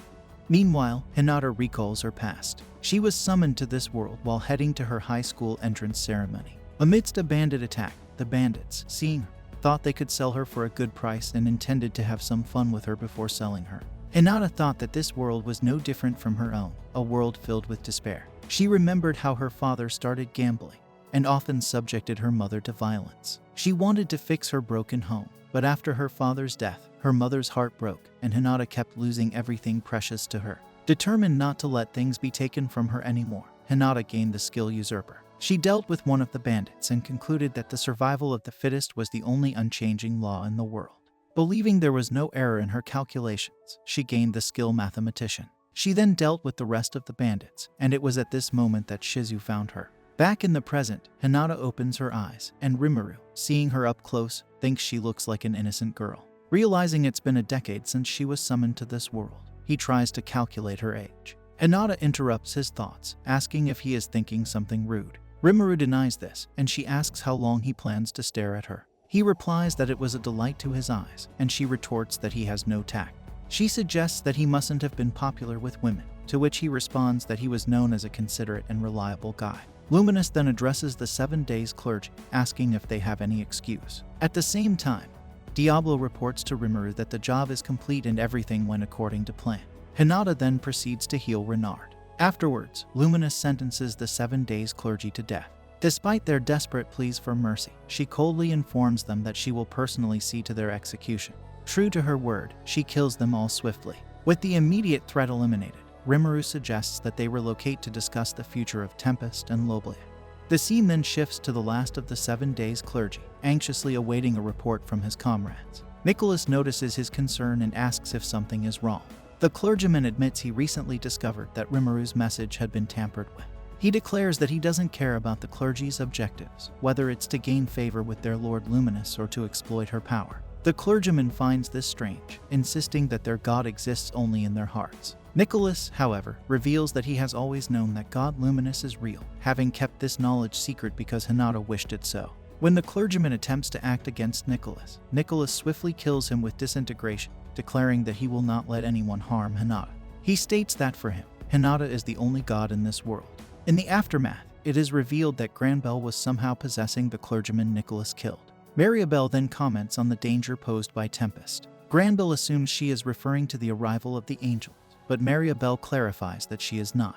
She explains that Rimuru aims to rule the world through economic means, a strategy Granbell initially finds hard to believe. However, Mariabelle insists it's true and emphasizes that this is why they must defeat him. Granbell, convinced by her argument, agrees, and Mariabelle confidently states that she will succeed next time. Rimuru and the others return to Tempest, where they are greeted by Veldora. Sensing the tension, Veldora wonders if it's time for the last line of defense to act. Rimuru reassures him that his intervention won't be necessary this time, much to Veldora's disbelief. Veldora then spots Demon Lord Luminous with Rimuru and calls her out, revealing to the paladins that their revered god Luminous is actually the Demon Lord Luminous Valentine. Irritated by Veldora's outburst, Luminous engages him in a fierce battle. Their clash continues until evening, culminating in Luminous using a powerful attack called Embrace Drain on Veldora. Raphael explains to Rimuru that this attack not only drains the target's energy, but also transfers pain and discomfort to them.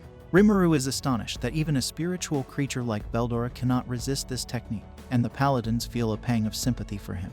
Luminous, still fuming, declares that she will vent all her frustrations on Veldora, who then desperately pleads with Rimuru for rescue. After the intense confrontation, everyone retreats to the hot springs to relax. They enjoy some food and party hard, taking the time to unwind and celebrate together. The scene shifts to Granbull conversing with Damrata. Granbull is incredulous that Damrata fled from the demon without even engaging it. Damrata defends his actions, stating there was nothing he could do and reminding Granbull that he should have already received the report. He explains that the demon was far beyond his expectations, and he criticizes Granbull for failing to deal with Hinata, which only strengthened her ties with Rimuru. Granbull acknowledges that the long-standing Falmouth kingdom will now fall, and a new nation will rise in its place. This development aligns with Rimuru's goals, throwing the organization's plans into disarray. Rimuru is transforming the Forest of Jur into a global economic hub, a move they cannot tolerate. Granbull suggests that any further public activity would be ill-advised, particularly in the east. Damrata agrees, noting that there's no point in blaming each other. Granbull proposes that they collaborate to stop this threat. However, Damrata expresses a desire to maintain a good relationship with his family and notes that his organization has no reason to be hostile toward Rimuru. Damrata adds that with Hinata aware of his identity, it will be challenging for him to operate in the Western nation. Thus, he plans to return to his homeland and will provide Granbull with a replacement. He assures Granbull that their transactions will continue as before, then takes his leave. Granbull then contemplates whether Damrata thinks he can exploit him, vowing that once this matter is settled, Damrata and his associates will be next on his list. The scene then transitions to Rimuru holding a meeting with Luminous and others. Rimuru recounts how, after learning Luminous's true identity, Hinata apologized to the group for keeping it a secret. The paladins accepted her apology, expressing that their faith was in Hinata, not God Luminous. Rimuru then shifts the discussion to the future of their two nations. Hinata explains that when Rahim requested the mobilization of the paladin, the church agreed because it could not acknowledge the existence of a nation of monsters. Additionally, she had personal reasons for wanting to confront Rimuru, which Rimuru suspects is related to Shizu. Hinata confirms this, admitting that in retrospect, she realizes she was being manipulated.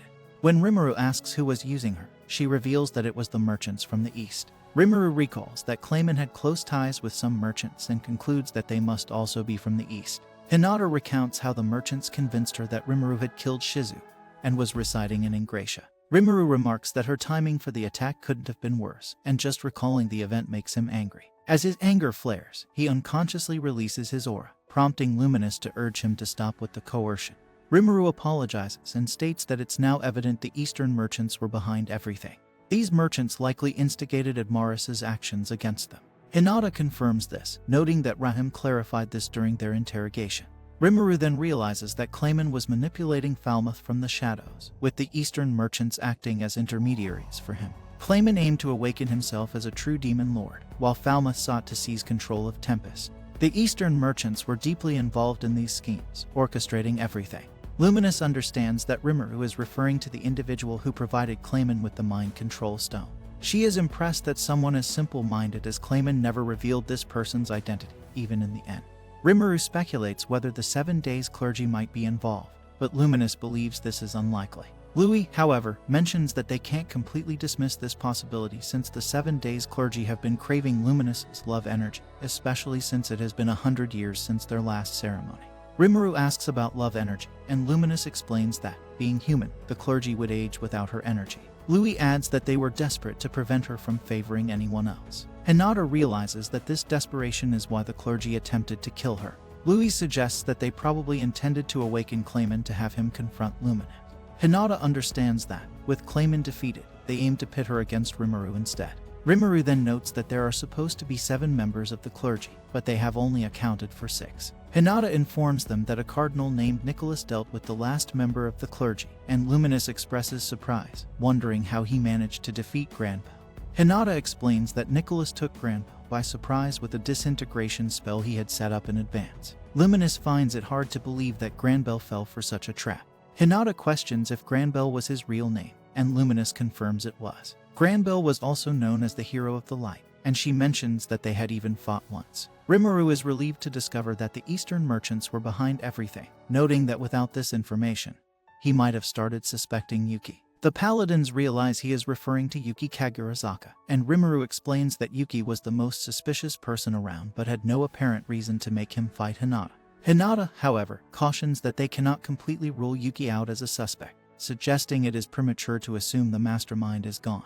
The Nimaru suggests informing everyone about this development, and Rimuru agrees, stating they should remain vigilant moving forward. Shuna then serves everyone scones and fried potatoes, and as Rimuru tries to discuss their future relations, Hinata interjects, saying she first wants to ensure that Rimuru has accepted their apology. Rimuru confirms that he has accepted their apology. Luminous expresses a desire to compensate him somehow, acknowledging that the incident was entirely their fault. Hinata concurs with Luminous. Rimuru suggests that they could officially recognize Tempest as a nation and establish diplomatic ties. Luminous agrees to this proposal. Luminous clarifies that while she does not intend to become close friends, she has a score to settle with Veldora. Rimuru considers that, in the worst-case scenario, he could offer Veldora as a sacrifice. Veldora, sensing something, asks Rimuru if he is thinking of something cruel, to which Rimuru denies. Luminous then proposes a truce for now, suggesting they establish international relations for 100 years as her form of apology. Hinata questions if she is certain about this, and Luminous affirms it. Fritz agrees, noting that if Rimuru were truly evil, they would all be dead by now. Rita agrees, mentioning that Soy was a gentleman. Arno adds that they need to overcome their prejudices against monsters. Renard raises a concern about how they will explain this within the framework of their faith's teaching, as it might significantly shake people's faith in the Western Holy Church. Luminous tells Renard that failing to protect those teachings doesn't count as betraying her, emphasizing that those were essentially a set of rules created by the leaders at the time. This revelation surprises everyone. Luminous clarifies that faith is the most important thing to her, not the specific teaching.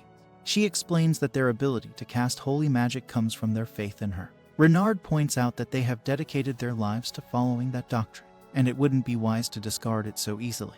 Hinata adds that other nations would have noticed 100 crusaders making their way here, and journalists saw a battle sage defeated. Louis mentions that it could lead to a lot of confusion if it became known that Hinata and the Crusaders were defeated. Rimuru suggests they should say that he and Hinata dueled to a draw. Hinata asks if he is okay with this, noting that humans have only defeated a demon lord a handful of times. Renard worries that since Rimuru is a new demon lord, other forces might look down on him because of this. Rimuru asks Benimaru if he can think of any forces that might try to interfere with them. Benimaru replies that he can't, and adds that if anyone is foolish enough to try, he will deal with them harshly. Hinata states that she has no objection to this plan. Fritz suggests that they take this opportunity to announce to the world that the nation and its people aren't evil at all. The others agree with Fritz. Rimuru proposes that they should also involve King Gazelle and sign a 100-year friendship treaty. He believes that if they can get Gazelle to guarantee that they won't attack people, it could change some minds. Hinata agrees that building a little trust will help them convince people, and Louis states that to facilitate their further interactions, he will leave Bacchus and Arno in Tempest. Rimuru responds that they will also build a luminous church in Tempest. The scene then shifts to Luminous and her group preparing to leave. Before their departure, Rimuru returns Hinata's rapier, which he had swallowed last time, and mentions that he has also improved it. Hinata thanks Rimuru for this. As they are about to leave, Rimuru thinks it would be polite to invite them to stay the night and does so. Hinata asks what they will have for dinner. Upon hearing that they will have sukiyaki, they all decide to stay. The scene transitions to a lively party that night, where it is revealed that Rimuru can now get drunk. He explains that at the last party, he discovered Luminous could weaken her poison nullification to get drunk, and he begged her to teach him how. We then see Hinata happily reunited with Rice after so long. She marvels at how perfectly Rimuru has replicated the food from their old world and is impressed that he has created such a comfortable environment in just 2 years. Rimuru mentions that he is not finished yet, pointing out that transport and communication in this world are still slow, and there is too little entertainment. Hinata wonders how Rimuru plans to bring entertainment to a harsh world where people struggle daily for survival. Rimuru explains that his goal is to ensure monsters are no longer a threat. He reveals they are working to make Yamake and establish a new nation, aiming to bring the Western nations into their sphere of influence. Hinata is curious about his plans. Rimuru elaborates that he intends to gain recognition from human society. This process is already underway, as many nation leaders are aware of them, and merchants and adventurers are spreading rumors. They are creating safe and efficient trade routes. Currently, only those who can use magic can operate communication crystal, but they are developing a method to send transmissions using sticky thread and magisteel. They have discovered that this method allows for smooth communication, enabling the creation of networks between villages and nations. Hinata questions whether Rimuru should be sharing such confidential information, and Rimuru realizes he might have revealed too much due to the alcohol. Raphael then reactivates the poison nullification skill, making it non-adjustable for the time being, and Rimuru quickly sobers up. Hinata warns Rimuru that advancing this far could provoke attacks from the angels. Louis explains that the angels tend to target cities that have become too advanced. Luminous mentions that while she would love to exterminate those pests, doing so would reveal her identity. Rimuru responds that if the angels come for them, they will simply fight back. Hinata, expecting such a response, adds that when the time comes, they will be fighting on the same side. Luminous agrees, stating that she has no intention of watching her city be destroyed a second time. Rimuru then mentions that following these events, the Holy Empire unexpectedly announced the Dwarven Kingdom as a potential ally, and formally established diplomatic relations with the Jura Tempest Federation. The scene shifts to Yuki conversing with Damrata. Damrata is incredulous that the five elders tried to pit him against a demon comparable to Blanc in the Empire. Yuki states that a direct assault on Rimuru would be unwise, and Damrata doubts that Cerberus could survive such an attack. Yuki admits he attempted to use Hinata to retaliate against Rimuru, but it didn't work. He suggests they lay low for now. Damrata comments that the five elders were all bark and no bite, adding that he would have faced Rimuru himself if Yuki hadn't contacted him. Yuki explains that he couldn't let Damrata die, as it would ruin his plans. Damrata expresses relief at staying alive. Yuki then advises Damrata to hold back for the time being, wanting to see how things unfold. Damrata agrees, stating he will return to his homeland and send Misha to replace him. Yuki consents to this plan. Damrata then wonders how they are going to wind down the slave trade he has been managing. Yuki suggests they simply shut down the orthoslave market, calling it a pain in the ass. Damrata asks if they will be releasing the rare monsters at Misha's Echidna Club.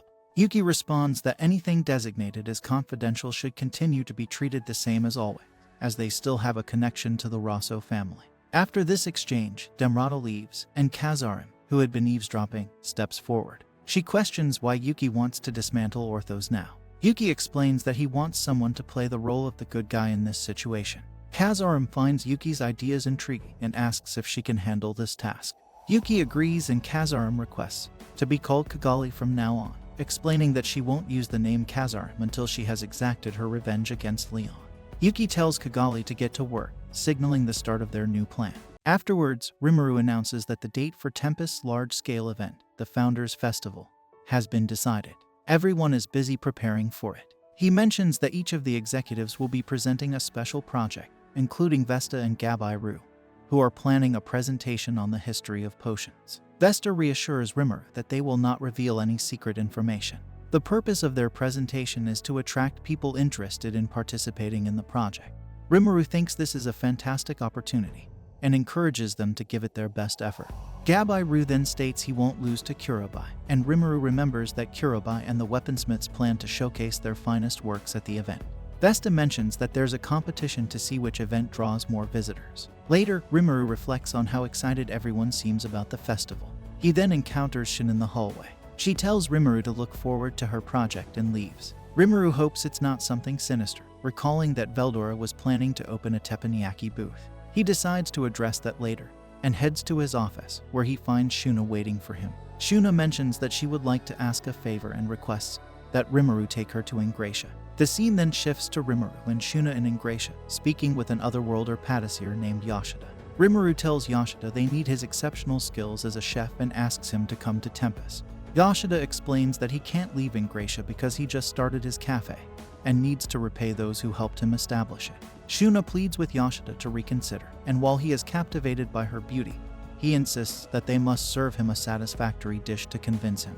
Rimuru encourages Shuna to give it a try. Shuna then prepares some rolled omelets and serves them to Yashida. After tasting them, Yashida is delighted and agrees to help them out as a favor. Rimuru reflects on the need to contribute something special for the festival as well. The scene then transitions to Mjolnir speaking with a noble. The noble plans to open a brothel using slaves and inquires if Mjolnir would like to invest in the venture. Mjolnir asks about the compensation for the girls working there. to which the noble replies that there is no need to pay slaves. This response signals to Jalmire that the noble lacks business acumen and likely doesn't understand the costs associated with acquiring high-class slaves. Jalmire tells the noble that while the idea is good, procuring such slaves might be difficult at the moment. The noble mentions he has an elven slave in mind. Jalmire realizes it's improbable to enslave an elf with citizenship and suspects that an organized crime syndicate might have captured one from the forest. Unwilling to get entangled in this mess, Jalmire searches for an excuse to decline the offer. At that moment, Rimuru enters the room. The noble, irritated by the interruption, confronts Rimuru for disrupting his meeting. Rimuru, realizing that Jalmire might be busy, tries to leave, but the noble stops him and demands to know how Rimuru plans to compensate for his indiscretion. Rimuru apologizes, but the noble continues to berate him with rude remarks. Jalmire then tells the noble that he shouldn't be rude to the person who saved his life, and he promptly kicks the noble out of the room. He declares that he won't be doing any more business with him and warns him never to return. The noble leaves in a huff, and Rimuru asks Jalmire if it was wise to anger the noble. Jalmire explains the entire situation to Rimuru, revealing that he had wanted to sever ties with that noble for a long time. He then inquires about Rimuru's reason for visiting. Rimuru tells him he needs his help with a job. Jalmire acknowledges that while Rimuru's projects are fascinating, they require significant preparation, citing the fast food expansion project as an example.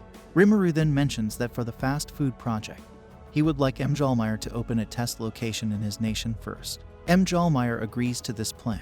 Rimuru asks about the progress of training the chefs and staff, and Jalmire reports that they are well trained by now. Rimuru suggests opening a shop that offers burgers, fries, and drinks, which Jalmire finds appealing. Jalmire adds a few more items to the menu, and Rimuru asks if they have enough available employees at the moment. Jalmire states that they can open up 20 locations with the current staff. Rimuru then requests that Jalmire bring over 5 of his best employees. When Jalmire asks why, Rimuru explains that his friend, Veldora, wants to open a teppanyaki booth at the festival. Jalmire starts sweating bullets at the mention of Veldora and wonders if Rimuru can guarantee his employees' safety. Rimuru reassures him, and Jalmire trusts him but expresses concern that his employees might struggle to focus if they work alongside Veldora. Rimuru understands this, and Jalmire suggests that things would be fine if Veldora could assume another name for the duration of the festival. Rimuru agrees this is a good idea, and they decide to proceed with it. Rimuru then mentions that he will be giving a special bonus to the 5 employees and asks Jalmire to tell them that he will be counting on them. Jalmire wonders why he has to be the one to deal with Veldora, feeling that things have shifted to a whole other level now. Reflecting on the past, he recalls that when Rimuru saved him, his life changed, and since then, he has decided to live without regret. Rimuru then shares all the details about the festival with Jalmire, who thinks that many people will attend such a large event. Seeing it as a good opportunity for a merchant like himself, Jalmire listens as Rimuru explains that he is still uncertain about some aspects of the festival. Rimuru mentions that he wants something to serve as the main attraction of his nation and states that he plans to turn his town into a health resort. They have guest houses and lodging to welcome royalty, as well as hot springs, but they are lacking in the entertainment department. Jalmire thinks that Rimuru shouldn't need anything else, but Rimuru insists he wants something that everyone can enjoy. He suggests a fishing tournament in the mountains, a guided tour of the Jira forest, and a hunting event, with all necessary equipment available for rent. Jalmire finds these ideas interesting and believes they would be a hit with the nobles. Rimuru then asks Jalmire if he has any other ideas, emphasizing his goal of making guests want to return as repeat visitors. He wants to prepare many activities to keep his guests engaged and interested. Jalmire wonders how far ahead Rimuru is planning and mentions that theater and fighting arenas are popular forms of entertainment in Ingracia. Rimuru notes that he has heard of Hiro Masayuki, known as Lightspeed, the dominating champion of the fighting tournament. Jalmire enthusiastically shares that he is a huge fan of Masayuki and offers to tell Rimuru all about him. Although Rimuru is not particularly interested, he appreciates Jalmire's passion and ideas. Rimuru suggests turning a vacant area of the town into an opera house, which could inspire some to become playwrights and lead to new forms of entertainment. He then considers the idea of an arena and asks Jalmire to arrange a battle tournament in Tempest, noting that Jalmire seems knowledgeable about such events. Jalmire hesitates, saying he can't agree to something like this so easily. Rimuru assures him they will build the arena and only need him to handle the logistics. Jalmire agrees and promises to meet Rimuru's expectations. He reflects on Rimuru's demonic determination and realizes that assembling the necessary elements should be a simple task. He feels honored that Rimuru is relying on him and understands that this is a once-in-a-lifetime opportunity. Rimuru then reveals his plan to build a coliseum capable of holding at least 50,000 people. Mjolnir is astonished, noting that this is 5 times the capacity of the coliseum in Ingrassia. Rimuru explains that there will be some standing room sections available for free, while reserved seats will be offered to the wealthy at a cost. He asks Mjolnir to determine the optimal ratio of these seat types. Mjolnir understands Rimuru's strategy, recognizing that packed standing room sections will make reserved seats more desirable. Mjolnir notes that this approach differs from the Colosseum in Ingrassia, which caters exclusively to the upper classes. Rimuru's goal is to maximize attendance, which would also boost the inns along the highway and promote Tempest's food and baths. The arena itself wouldn't need to be profitable, as Rimuru had planned for these secondary benefits from the start. Though Rimuru pretends he had planned it all along, he had actually improvised much of it on the fly. Mjolnir points out that they need to spread the word about the event, and Rimuru confirms that he will rely on Mjolnir for this task. Mjolnir then inquires if Rimuru would be content with the tournament running at a loss, provided it attracts people. Rimuru affirms this, emphasizing that Mjolnir is the only one he trusts with this responsibility. Rimuru further praises Mjolnir, who eventually agrees to take on the task. Mjolnir then adds that this tournament will provide a new way to utilize Rimuru's healing potion. Since the potions can heal people completely, competitors won't have to hold back. They can get injured in one match and return in perfect condition for the next one. Rimuru is taken aback by Mjolnir's insight, but pretends he had already considered it. Mjolnir, impressed, mentions that he expected no less from Rimuru. Rimuru adds that they can also showcase Tempest-made weapons and armor to adventurers, and Mjolnir suggests including a state-run betting operation. Rimuru proposes renting out the arena for adventurer training when no events are scheduled. Mjolnir likes the idea and vows to do his best to ensure the project's success. The scene then shifts to Rimuru visiting Fuse, who is surprised to see him. They sit down, and Fuse apologizes for being unable to restrain the Western Holy Church. Rimuru assures him that there was nothing he could have done, explaining that the 7 days clergy were behind the ordeal, and the church wouldn't have listened to Fuse regardless. Fuse acknowledges that the 7 days clergy are regarded as great heroes and guardians of humanity. Rimuru agrees but reassures him that everything has been resolved and the misunderstanding cleared. Relieved, Fuse feels a weight lifted off his chest, and Rimuru appreciates Fuse's concern. Rimuru then hands him an invitation to the festival, explaining that it will celebrate his coronation as a demon lord and serve as an opportunity to advertise his town to the world. Fuse is surprised by the invitation, but Rimuru clarifies that it also includes an invitation for the King of Bloom, asking Fuse to deliver it since a demon lord cannot do so personally. Fuse agrees, and as Rimuru prepares to leave, Fuse mentions that Grandmaster Yuki was worried about him and went to great lengths to negotiate with the Western Holy Church. Fuse assures Rimuru he will inform Yuki that everything worked out. Rimuru decides he should thank Yuki for his concern and invites him to the festival as well. Fuse is unsure if Yuki will attend due to his busy schedule, but Rimuru offers to provide an escort for him. He hands an invitation letter for Yuki to Fuse, asking him to deliver it. Fuse agrees, and Rimuru departs, informing Fuse that Milim will also be attending the festival, leaving Fuse in disbelief. The scene then transitions to Gazelle receiving the news about Rimuru's victory over Hinata. One of his subordinates finds this hard to believe, but the spy Gazelle sent to gather information confirms the truth. The spy also reports that Rimuru's forces defeated 100 crusaders. Consequently, Loblius is now seeking to establish diplomatic relations with Tempest, a development that surprises Gazelle. An old lady comments that Rimuru has grown even stronger than Gazelle and now poses a potential threat. Annoyed, Gazelle tells her to be quiet, asserting that his friend Rimuru would never betray him. The spy then hands Gazelle an invitation to Rimuru's upcoming festival. Gazelle, intrigued, wonders what Rimuru is planning next. The scene shifts to Rimuru walking around the town with Ranga. Ranga inquires about Rimuru's thoughts, and Rimuru reveals that he is contemplating a hit event to attract continuous visitors to their nation. He mentions discussing a battle tournament with Mjolnir, but notes that such events can only be held a few times a year. Rimuru realizes they need something that can draw people on a daily basis. As they walk, they notice Ramiris bothering a goblin outside of town. The goblin, introduced as Gabakyu, is Miad's apprentice. Ramiris is adamantly claiming a piece of land to build a house in Tempest, but Gabakyu insists she cannot do so without Rimuru's permission. Ramiris tries to manipulate the situation with a sob story, but Gabakyu remains firm, intending to consult Rimuru about the matter. Frustrated, Ramirez threatens to use force if Gabakyu doesn't comply. Just then, Rimuru arrives and asks what is happening. Ramirez panics upon seeing him, and Rimuru notices that Trainee is building a house for Ramirez. He asks Trainee for an explanation, but she responds evasively, saying it's nothing significant. With no clear answers, Rimuru turns to Beretta for an explanation. Beretta reveals that the situation began the previous day when Ramirez decided to move out of her labyrinth.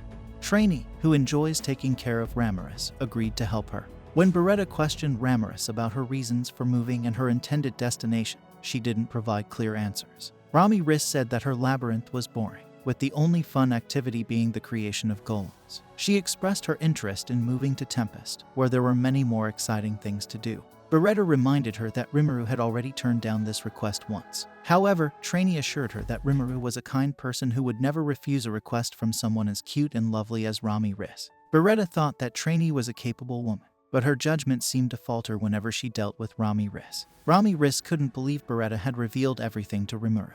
Beretta then mentioned that Ramirez had sealed the doors of her labyrinth before coming to Tempest, leaving her with nowhere to go if Rimuru rejected her again. Rimuru, understanding the situation, apologized to Gabakyu for having to handle the troublesome fairy on her own.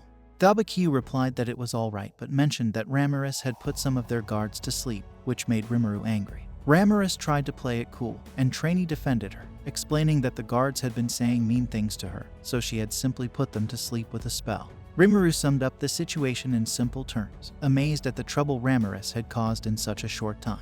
He then noticed the house Trainee had built and, seeing the door, he got an idea.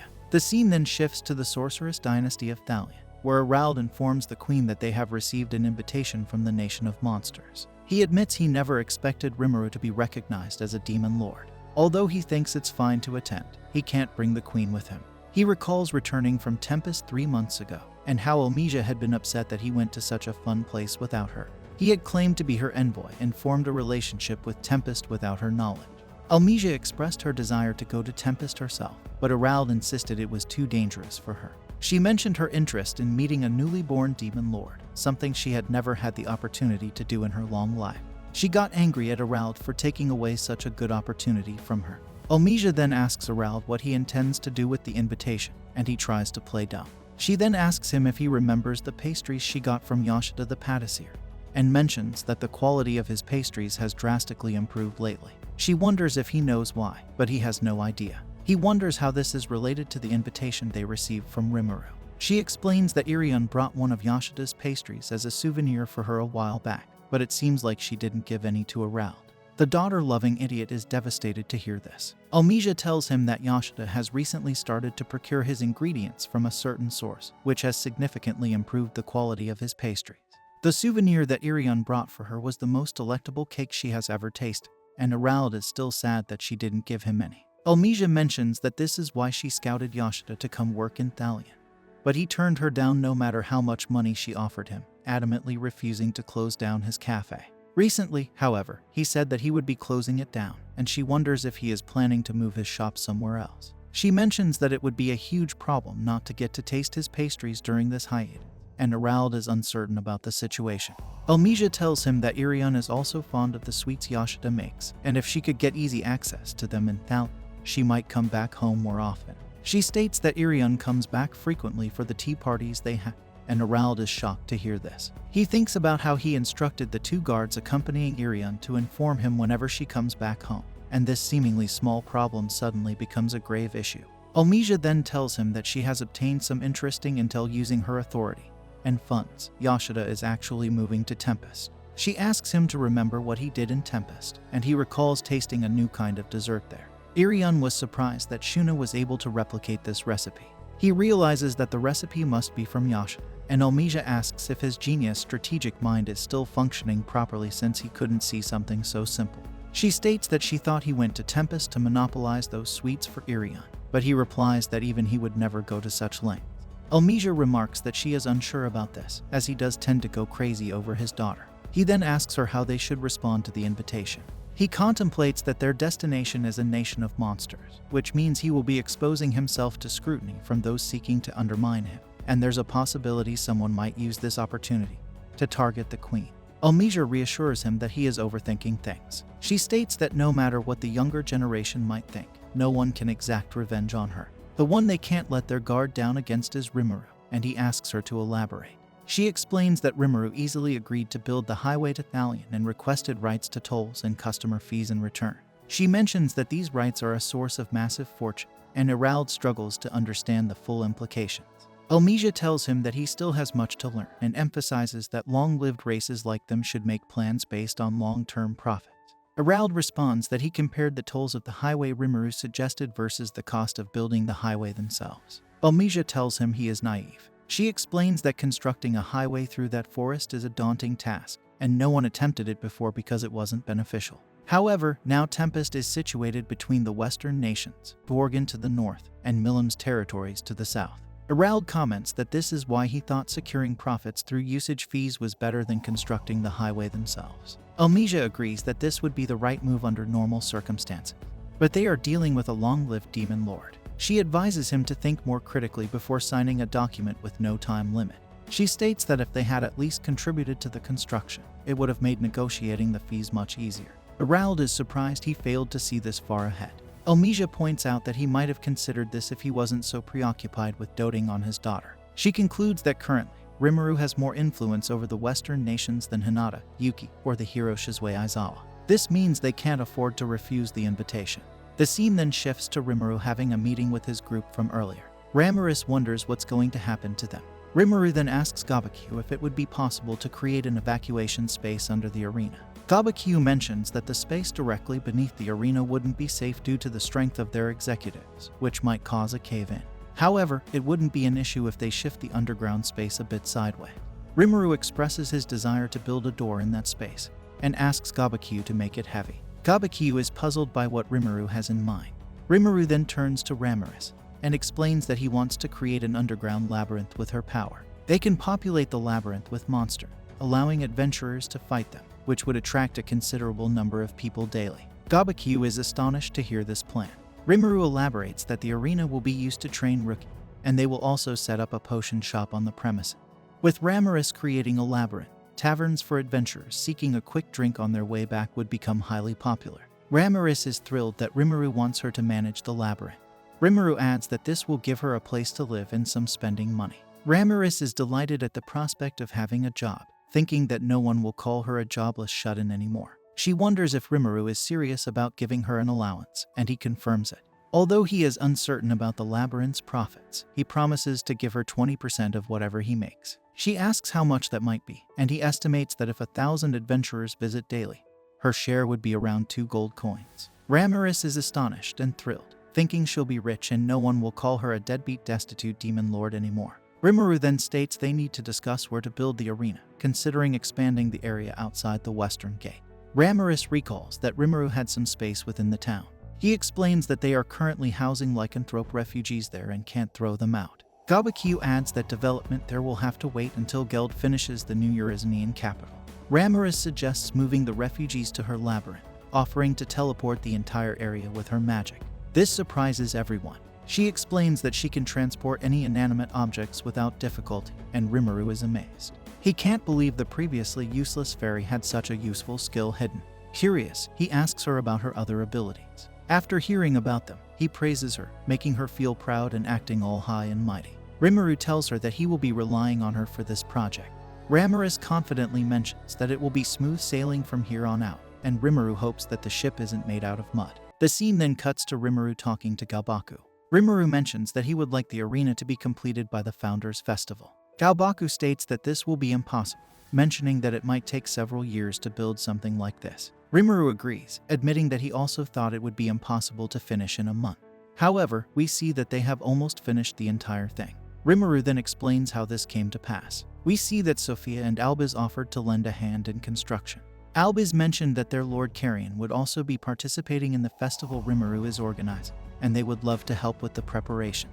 Sophia told Rimuru that he has done so much for them, and they would like to repay him in any way they can. With everyone working together, they were able to make significant progress on the arena, shaping it up within just a month.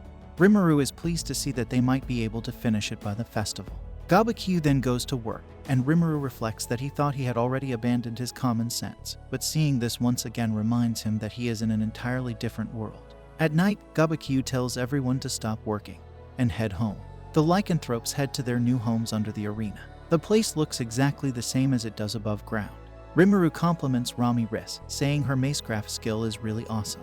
She helped a lot by transferring the entire refugee district here at once, making everyone really happy. They love that they don't have to worry about rain and temperature differences here. Ramiris excitedly mentions that she can add as many floors as Rimuru wants in this labyrinth. Rimuru considers that it takes Ramiris about an hour to create each floor, and he suggests they limit the labyrinth to 100 floors. Ramiris is surprised and asks why he would need so many floors. Rimuru explains that he wants to include a variety of features and make the monsters in the labyrinth progressively stronger as adventurers descend. Ramiris then questions how he plans to introduce monsters into the labyrinth, and Rimuru whispers his plan to her. Ramiris suggests some improvements, and together they perfect the idea. This excites Ramiris, and she is eager to start working. Rimuru then visits Kurobe, who shows him some prototype swords he has created. Kurobe mentions that the swords have unique and powerful quirks, making them difficult for most people to wield effectively. Rimuru observes the wide collection and notices a peculiar sword. Raphael explains that it is a cursed sword capable of absorbing surrounding magicules and converting them into explosive force. Despite its tremendous power, it can easily harm its wielder. Rimuru also asks about a peculiar armor, and Raphael describes it as a cursed mail that absorbs the wielder's magic energy to create a barrier, but endlessly drains energy, posing a high risk of killing the user. Rimuru acknowledges that while each item has its quirks, they are all of high quality. Kurobe is pleased with the praise, and Rimuru recalls that when he evolved, Kurobe received the gift called Mastercraft, which elevates the quality of his creations to rare or above. Rimuru notes that it would be a waste to keep these high-quality items just because they are in the testing phase. Kurobe tells Rimuru he can use them as he wishes. Rimuru decides to place these items in treasure chests within the labyrinth. He envisions inns, equipment stores, and appraisal services for adventurers exploring the labyrinth, believing this will make Tempest famous. Excited by the potential profit, Rimuru receives the sword he requested from Kurobe. Kurobe explains that he focused on durability, ensuring the sword won't bend or break and will adjust to Rimuru's magical power. It's the best sword Kurobe can currently make. Rimuru finds the sword to be the perfect size and praises Kurobe's craftsmanship. Kurobe mentions that the sword is not yet finished and that, as requested, it has a hidden hole at the base. Rimuru can't see the hole, but Kurobe explains that the sword is special and will grow and evolve with Rimuru, eventually becoming a legend-class weapon. The hole will become visible when this happens. Though it sounds dubious, Rimuru trusts Kurobe's expertise. The scene shifts to Rimuru taking Veldora to the arena, where they meet Ramiris. The three head toward the arena, and Ramiris asks if they are executing their plan today. Rimuru confirms this and recalls how it started with a favor he asked of Veldora. Initially, Veldora, engrossed in reading manga, refused, but Rimuru captured his attention by offering him a den of his own. Rimuru explained that they were building an underground labyrinth for Ramiris, and wanted it to be a major attraction for their nation. They needed an overlord for the labyrinth, and wanted Veldora to take on this role. Excited by the idea, Veldora imagined himself as the final boss fighting adventurers. Rimuru sweetened the deal by telling Veldora he would get another bonus. He wouldn't have to restrain his aura inside the labyrinth, and could return to his dragon form without issues. Enthralled by the idea, Veldora agreed immediately. In the present, Rimuru and Ramiris acknowledge how easy it is to manipulate Veldora. Ramiris mentions that once Veldora releases his magicules inside the labyrinth, monsters will spawn quickly. Rimuru notes that the closer the monsters are to Veldora, the more powerful they will be. Ramiris remarks that Rimuru is quite sly for taking advantage of Veldora like this. Veldora then inquires about the progress of the dungeon, and Ramiris proudly mentions that she has completed 15 floors so far. Rimuru calculates that at this pace, they should reach the 100th floor within a week. Ramiris suggests they should start setting up the floors that are already done. Rimuru agrees, suggesting they begin with Veldora's room. They head to Veldora's floor, which eerily resembles the cave where Veldora was once trapped. Ramiris reassures Veldora that she can add anything they want by merely thinking about it, and they use thought communication to decide on the room's design. Rimuru projects a design using his thoughts, which Veldora approves of. Ramiris then brings the design to life, impressing Veldora. Veldora notices a small door in the room, and Rimuru explains that it leads to a human-sized room filled with manga and furnished comfortably. Delighted, Veldora explores the room and finds it to his liking. Ramiris admires the furniture and expresses a desire for similar items. Rimuru, appreciating her hard work on the labyrinth, promises to get her the furniture next time, which overjoys both Veldora and Ramiris. A week later, the 100th floor dungeon is completed.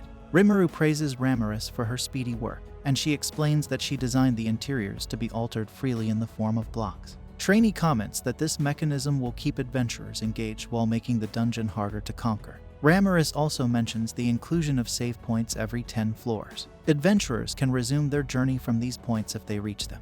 Rimuru thinks this is a great idea, but Veldora points out that adventurers might cheat by having friends ahead in the labyrinth bring them along. Rimuru acknowledges this and plans to place powerful monsters near the save points, ensuring adventurers can't use them unless they defeat these monsters. Everyone agrees with this idea. Trainee then asks what will happen if adventurers get killed. Rimuru smirks and reveals that the labyrinth can resurrect anyone who dies inside it. He explains that Ramiris has an ability called resurrection, and those who form a servitude pact with her will become immortal within the labyrinth. If they die, they will be resurrected at the save point. Rimuru then asks Ramiris if she made the item he requested. Ramiris shows him the completed bracelet of resurrection, and Rimuru states they need to test it. Ramiris assures him that she has already tested it on Beretta. She recounts how, the previous night, Trainee killed Beretta to test the bracelet, and Beretta was successfully resurrected at the save point. Ramiris confirms that the bracelet works, adding that this was her first time making a perishable item, so she was initially worried. Veldora is surprised to learn that the bracelet can only be used once. Rimuru explains that in order to obtain an immortal body within the labyrinth, one needs Ramiris's consent. Given the large number of people expected to visit the dungeon, Ramiris won't be able to form a contract with all of them individually. Therefore, they will use a one-time consumable item, ensuring that the bracelet only resurrects them within the labyrinth.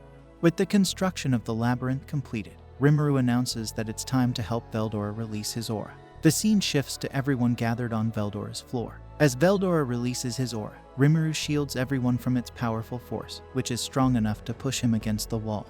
Veldora feels relieved, and Ramiris observes that his aura is spreading throughout the labyrinth, declaring the plan a success. Noticing Rimuru deep in thought, she suspects he has another scheme in mind.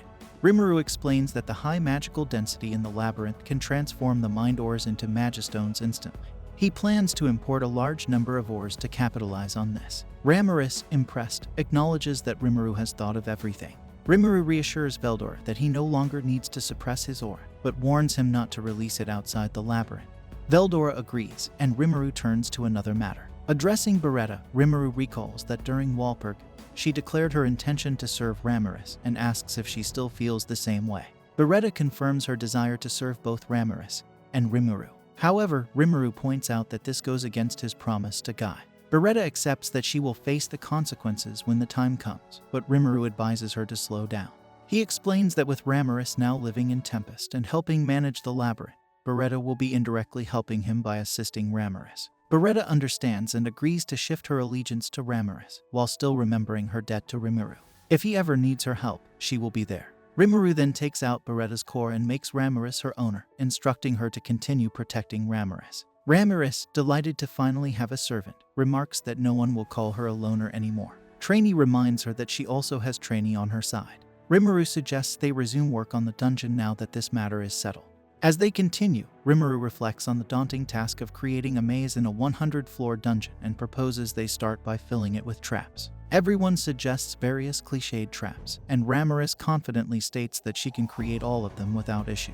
Noticing a closed room trap suggested by Rimuru, Ramiris questions its effectiveness. Rimuru explains the concept of oxygen and how a lack of it can be fatal. Impressed by the creativity, Ramiris acknowledges that Rimuru can be quite scary, but also reliable. She asks for more ideas, and Rimuru wonders if she can create different terrain effects for each floor, like stormy or icy environments. Ramiris, however, informs him that maintaining such effects would consume too many magicules, leading Rimuru to abandon the idea. Just then, Milim appears and suggests capturing fire and ice dragons to achieve the desired effects on respective floors. She offers to catch them for Rimuru, who is curious about her sudden appearance. This brings an end to our episode 14. Don't forget to like, share, and subscribe to not miss the next part.